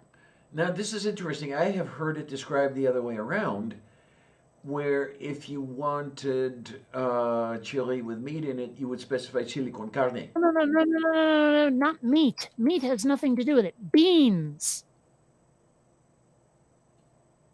I said Okay, beans. we'll try the way I had it described to me much years ago was that the chili came with the beans, and No. you had to ask for the meat by specifying Well, chili con carne. yeah, well, the thing is, I mean, yeah, but that's a separate issue, is my Okay, point. okay, okay. I mean, yeah, chili con carne is definitely like it's beef chili, but chili itself has no beans in it unless you add them. Okay then. So, um, let me think. I don't know if you would know what I was talking about if I spoke of Cincinnati chili. I have no idea. Okay. It's a meat sauce um, that's okay. It stems from Cincinnati, Ohio, and it's Well, I figured that out. a meat sauce with various Mediterranean spices and stuff. Okay, you start with a plate of spaghetti. You That's one way. Okay, we're done. I don't need to hear anything else. Okay, I mean, uh, speaking of someone who has Sicilian relatives, I'm already offended. okay, because what they would do is you would have that there, and then you would spoon or you would ladle the chili, as they called it, over the spaghetti. That's two way. And then if you wanted to continue, you would put chopped onions on it. That's three way. And cheese. That's four way. And and beans, kidney beans. That's five way. Okay. And you would order with this way system.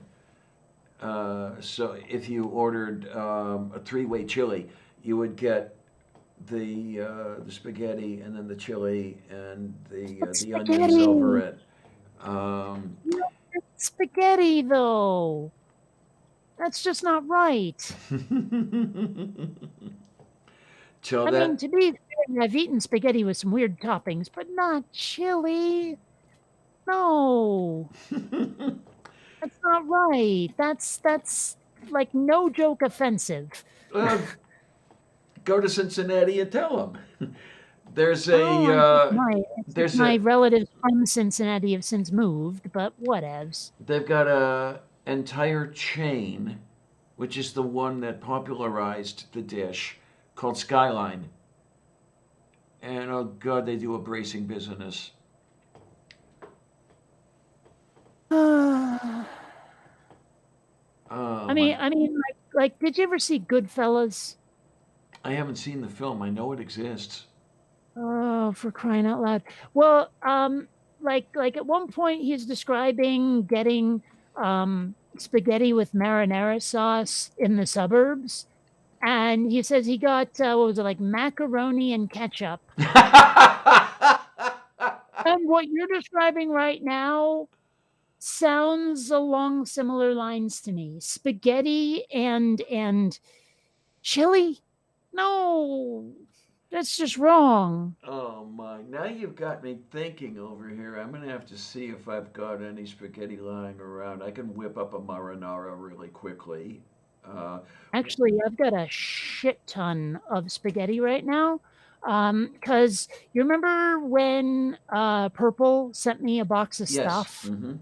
I had only asked for masks, but he sent me like a bunch of spaghetti. Yum yum yum yum yum yum yum yum yum yum yum. Yeah. Yeah, I would have as many as three different types here at any one time. I would have the what is it, the number 8 or whatever, the fairly substantial spaghetti that everybody thinks of on the supermarket shelves, and then I'd also have the angel hair lying around, and I'd have linguine that was close enough to udon that you almost couldn't tell the difference. I definitely prefer the thinner pastas, angel hair and vermicelli. Okay, I thought they cook quickly enough. Yeah, and then Yeah. the thing. I mean, okay, as much as I was offended before, there have been times when I've taken vermicelli and turned it into like yakisoba. Okay, I can see that happening. Yeah. And I mean, it's not so bad because sometimes you go into Asian restaurants and try to order noodles, and they literally call them um, vermicelli. Like if you go to say a pho place, their Okay. noodles often say vermicelli on them. Ah, okay. I mean, it's not made of the same stuff. It's like rice noodles, but it's still vermicelli. Mm, I guess it has something to do with the, let's call it, gauge of the pasta. yeah, I know exactly where you're coming from. I don't know if they have a special word for it or not, but yeah, it's identified by I the mean, I numbers guess I on the could say box. thickness too, but you know, Yeah, I mean you can speak of gauge somehow made more sense. yeah, I guess. wire gauge. Yeah, yeah. Could you 12 gauge spaghetti? You know, Right. it'll carry 20 amps without a problem. Come to think of it, I'm not really sure what that means. Like a 12 gauge shotgun, I assume refers to like the diameter or radius of the shot pellets, but Yes, it 12 does. what? 12 what? Though it doesn't say, it just says 12 gauge. Oh, Okay, it's our millimeters, micrometers, what? it's arbitrary. Okay, The 12 gauge refers to a specific diameter in millimeters, but the 12 is not related in any way to that diameter. It's like an index on a list is really all it is. okay. Um, but you know, you've got me thinking again. I want to learn to make a decent ramen. Um, 'Cause I mean, like by hand? yes, and I Why?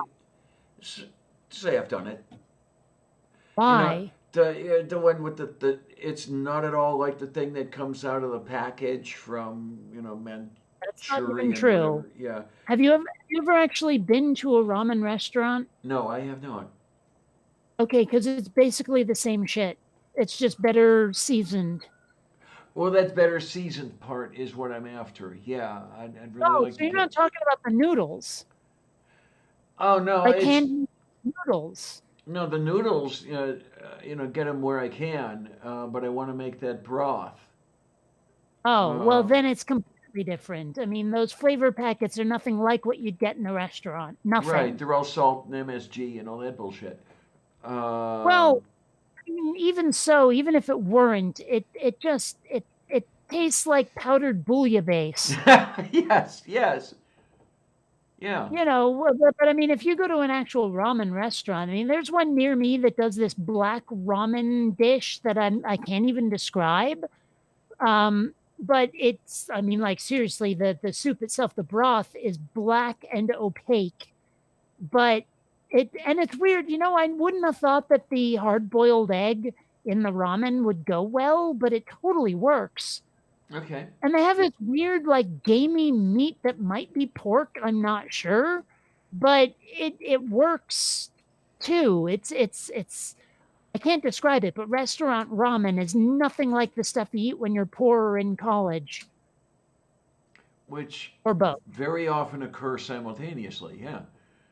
Yeah, but I mean, my point is that restaurant ramen, it is so different. I mean, so different. The only thing that's the same at all is the noodles. Yeah, yeah.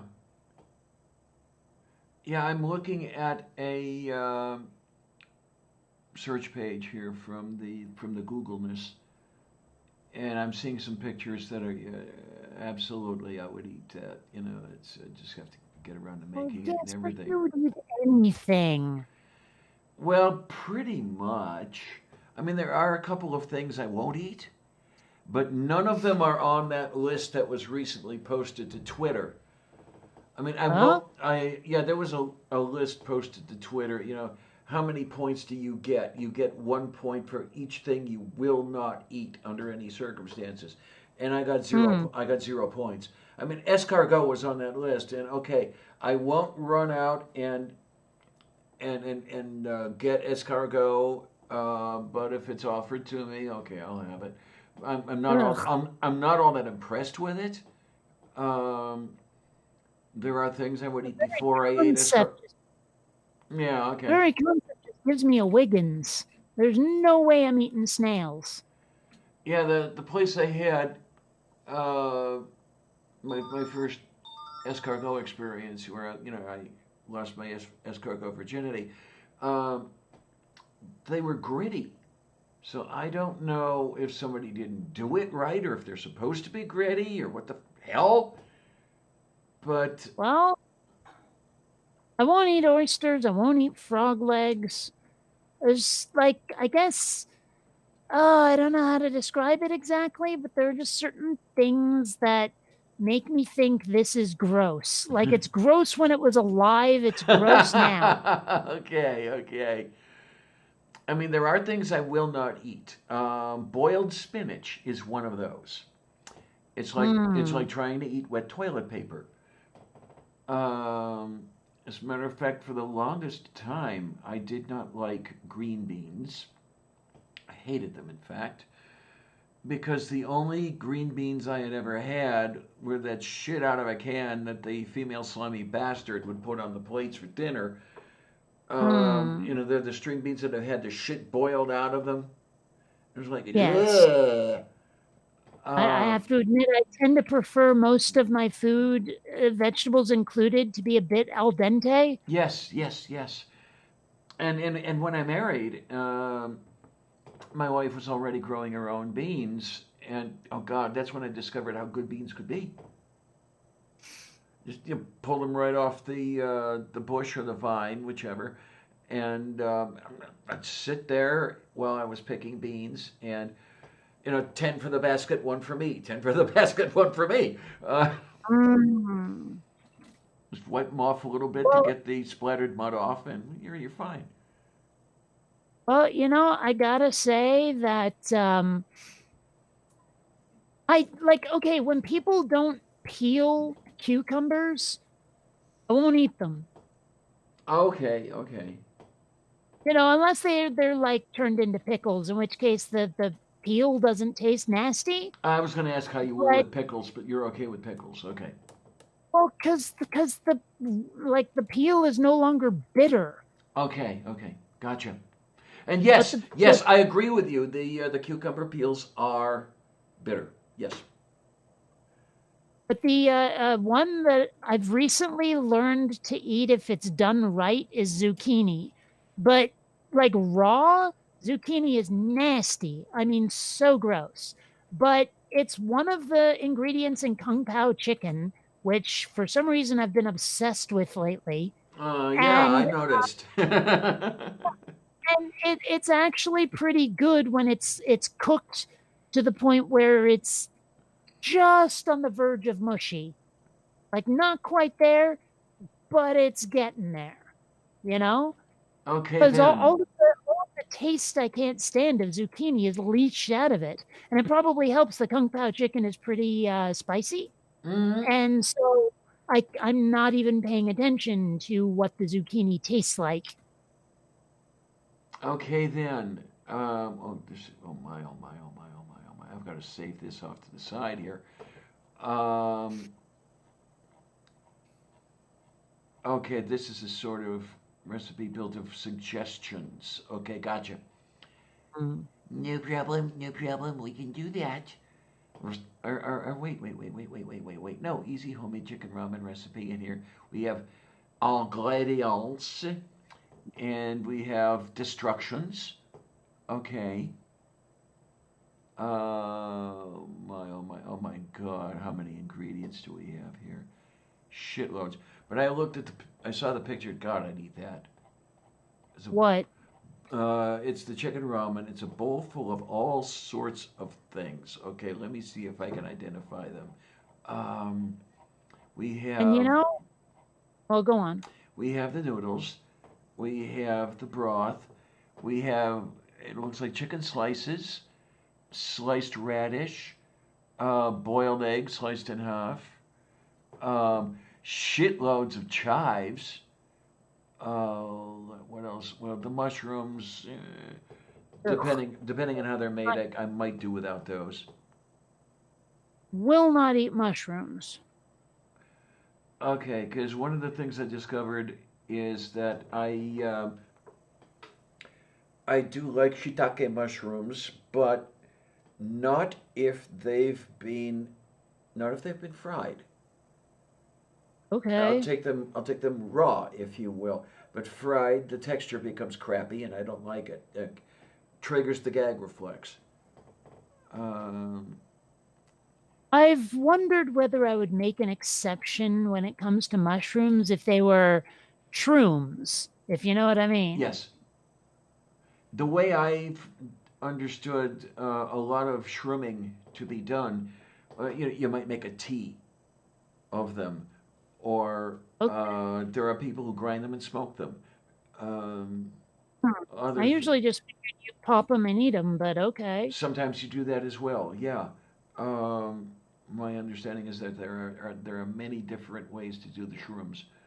Um, Well, it's been a hell of a long time since I've done a shroom. As a matter I of never have. fact, I've never encountered them in person. I've only heard stories. I think the last time I did a shroom was what, 1990? Ugh. Well, did you know there's a thing about possibly making them legal? Yeah, I've heard that. Yeah. If that happens, I might give them a whirl. I don't know though. Yeah, it's Sometimes I'm a little worried though. I mean, like the marijuana is actually kind of good for me when it comes to the brain issues. Sometimes I wonder if that thing that went kapow in my brain might have been because of those 3 times I did LSD. I'm totally guessing here. It's not an uneducated guess, but I'm going to guess no.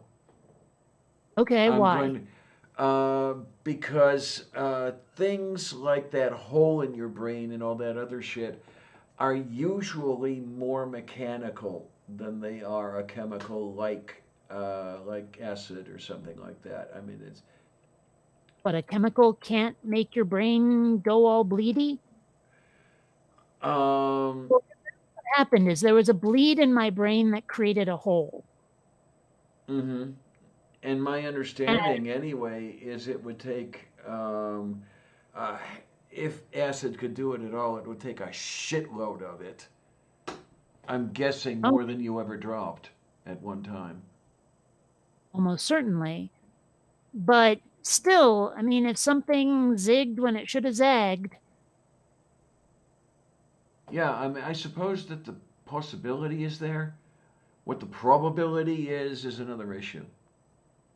well, but because of that, I also worry, like, what if I tried shrooms and it made things go sideways again? What if I tried acid again if I could get access to it? I don't know where to find it. Um, and it made something go kapow again. If it Mm-hmm. made anything go kapow, I don't know. I mean, that worries me. Yeah, and I suppose that there might be some grounds for concern. Yeah. I mean, with anything there is, really. Well, I mean, yeah, but I mean, honestly, there's levels. yeah. I mean, honestly, my ex, for example, she has concerns about Doritos because What? yeah, she went into anaphylactic shock at one point due to Doritos, Well, okay, then and that's justified, but and then still. she's now worried. Well, at least last I knew, was worried about spicy things. Should I have this Huh. spicy thing because it might send? When she turned 45, she started developing all sorts of allergies to everything, and twice went into anaphylaxis. Um, yeah, the one time I was there, I was able to get her to a critical care place. The second time, God, she got lucky. I was out shopping. I mean, we had already split up, but we were still talking, kind of. Um, I was out shopping, and she tried to call me, and I didn't have the flip phone at the time or anything like that. And yeah, I come home, there's somebody getting loaded into an ambulance. I didn't know it was her, but it was. Hmm. You know what's extraordinarily disconcerting?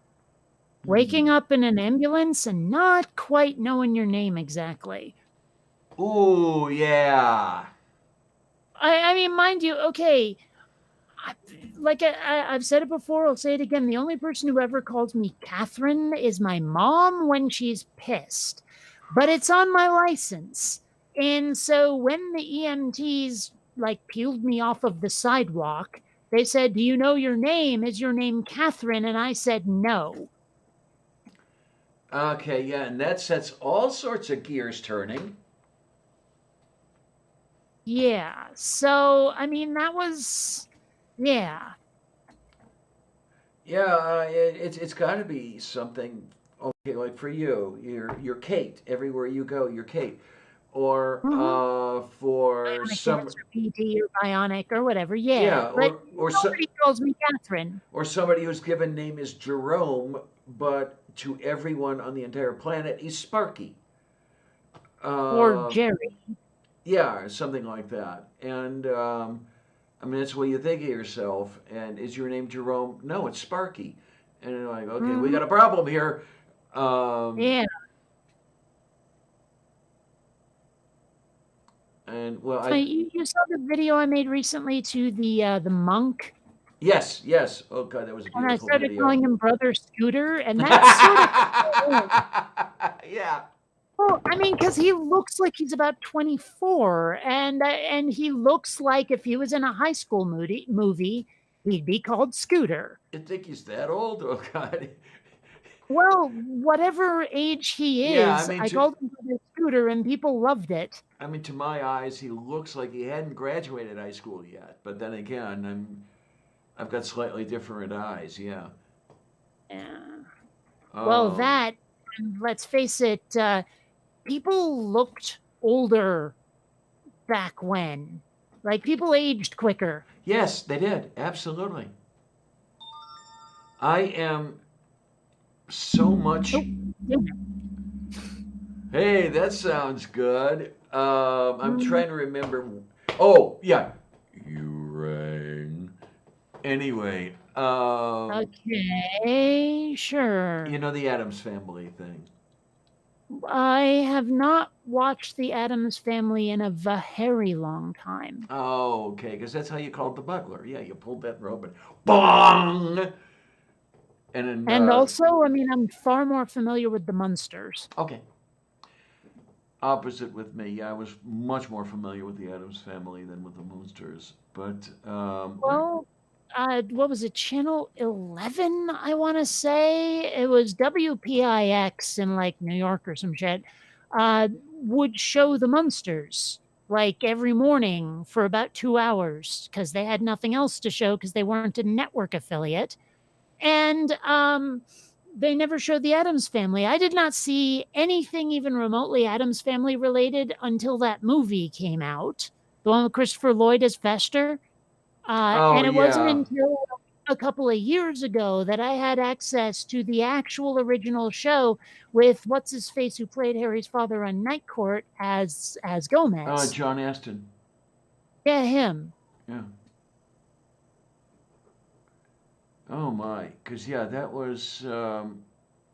I actually did get to regularly watch that when I was young. A long, long time ago. In a galaxy far away, Uh-huh. Naboo was under an attack. Yeah.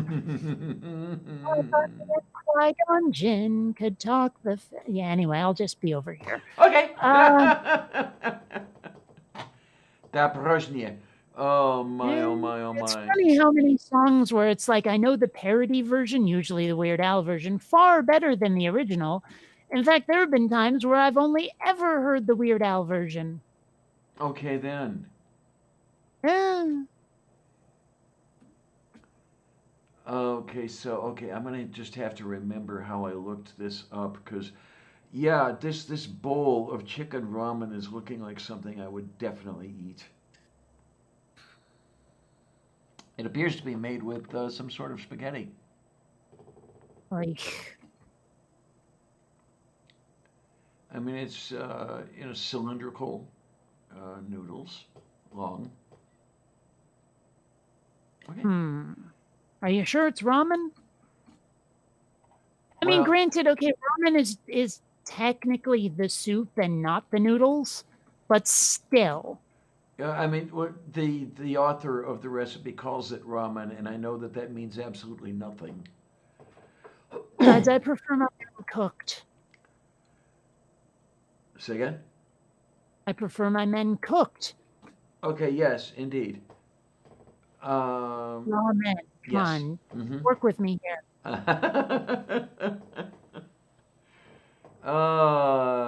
Jezus Maria. But, yeah, it's. Oh, let me go down to that ingredients list and see what they say in there. So after you're done eating it and it's digested and you have to use the facilities, would that be outgredients? I think so, pretty much. Okay, what type of noodles can I use for this homemade chicken ramen? Straight ramen noodles. Well, I prefer as few straight things in this household as possible. And that may be what they're showing over here that looks like spaghetti. I don't know.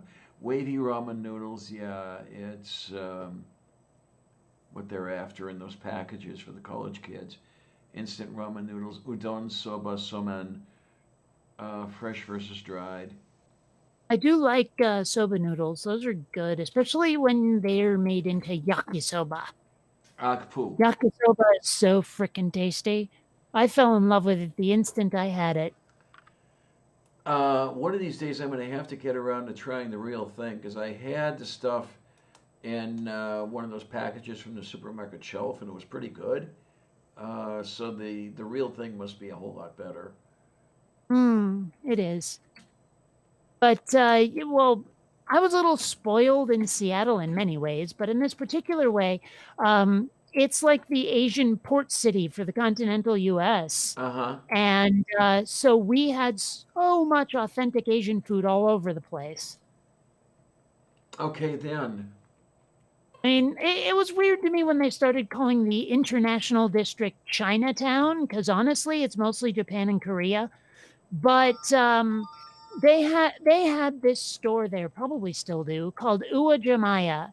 And if you wanted any authentic Asian groceries, that was the place to go. And oh my gosh, such a wonderful store.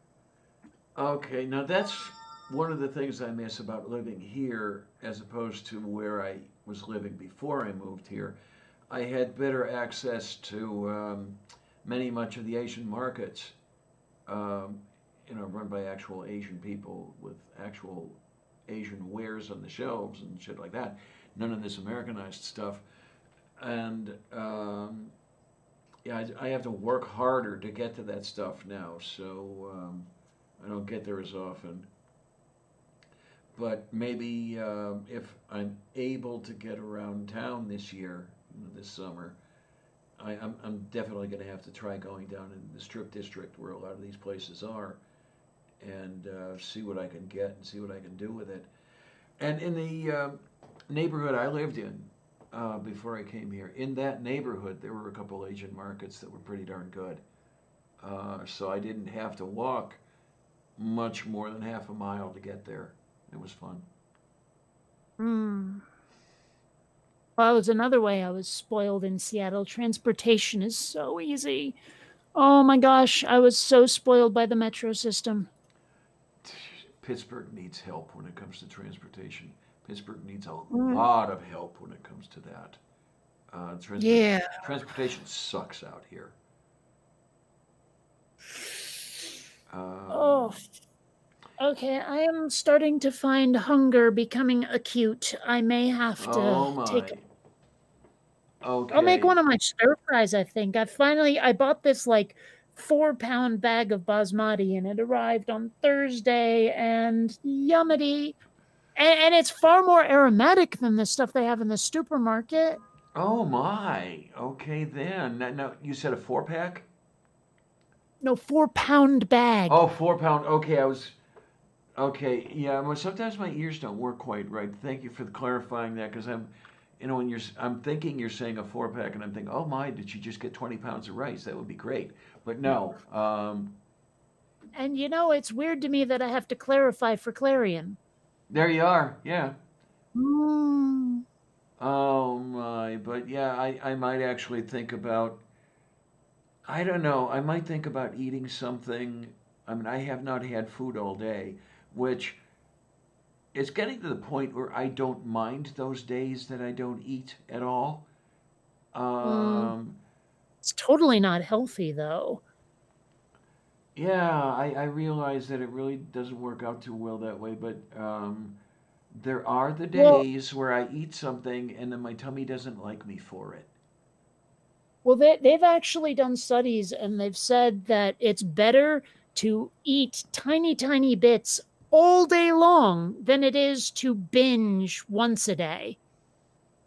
Okay, so in that respect, I'm doing it absolutely wrong. Mm, I've been a one meal a day person for decades. Um, yeah, that's not the way to go. That like they say that it revs your metabolism if you're eating a tiny bit all the time, especially if it's healthy. Like noshing on a vegetable or a tiny, tiny, tiny bit of peanuts, like once every 15, 20, 30 minutes, have like 5 peanuts. oh, okay. And it just keeps your system running more than it does if you binge, because if you binge, your body's like, I haven't been eating, I'm storing all of this. Yeah, yeah. So that'll make you chubby if you binge once a day or once every couple of days. You don't want to do that. Okay, then maybe I do want to make that change, because one of the things I do want to do, I mean, I am getting there, but the progress is a little slow. Now, don't go after me, I'm not obsessing over my weight or anything like that, but I'd like to have the progress a little bit better than it is now. I'm down to 204, but by, I don't know. I don't know if it's unreasonable to want to be down to 180 by the end of this year. I don't know. Yeah, I just don't know about that. Um, Anyway, I really do have to fill the void in my guts. So I will talk to you okay. later. All right. Love having you around, Kate. And you be good and have fun. Uh, And yeah, I know. I'm not being good. In fact, I'm going to have fun by not being good. Anyway, I'll catch you like the plague. Have fun. Okay, hon. Take care. Oh my. Okay, so let me switch over to that little thing over there. And okay, then, yeah, I might as well start to draw this to a close. Draw it to a close, not draw it to a clothes. There's a difference. But as Mom Nato said earlier in the show, I don't know how many of you were here to hear it or not. Today is the day a very, very, very, very dear friend would have been 53 years old. think he's my dearest friend in all the world. Jeffrey, I miss you. And I speak of Cy Strike, for those of you who know him. He was a man without equal. And the kindest man I've ever known.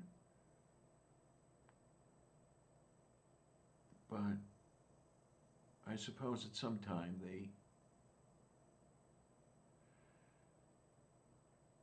the pain of loss will become less acute.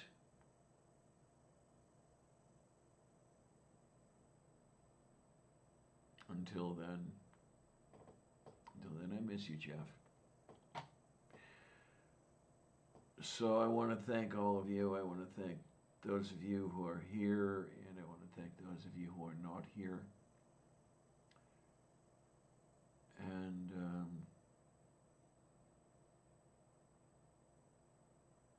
I do this for you, and I'll keep doing it as long as you keep liking it. Take care, folks. And yeah, I'm going to have a cup of coffee, and I'm going to have a little something to eat while we're at it. So, as I say, thanks a lot, troops. See you on the other side.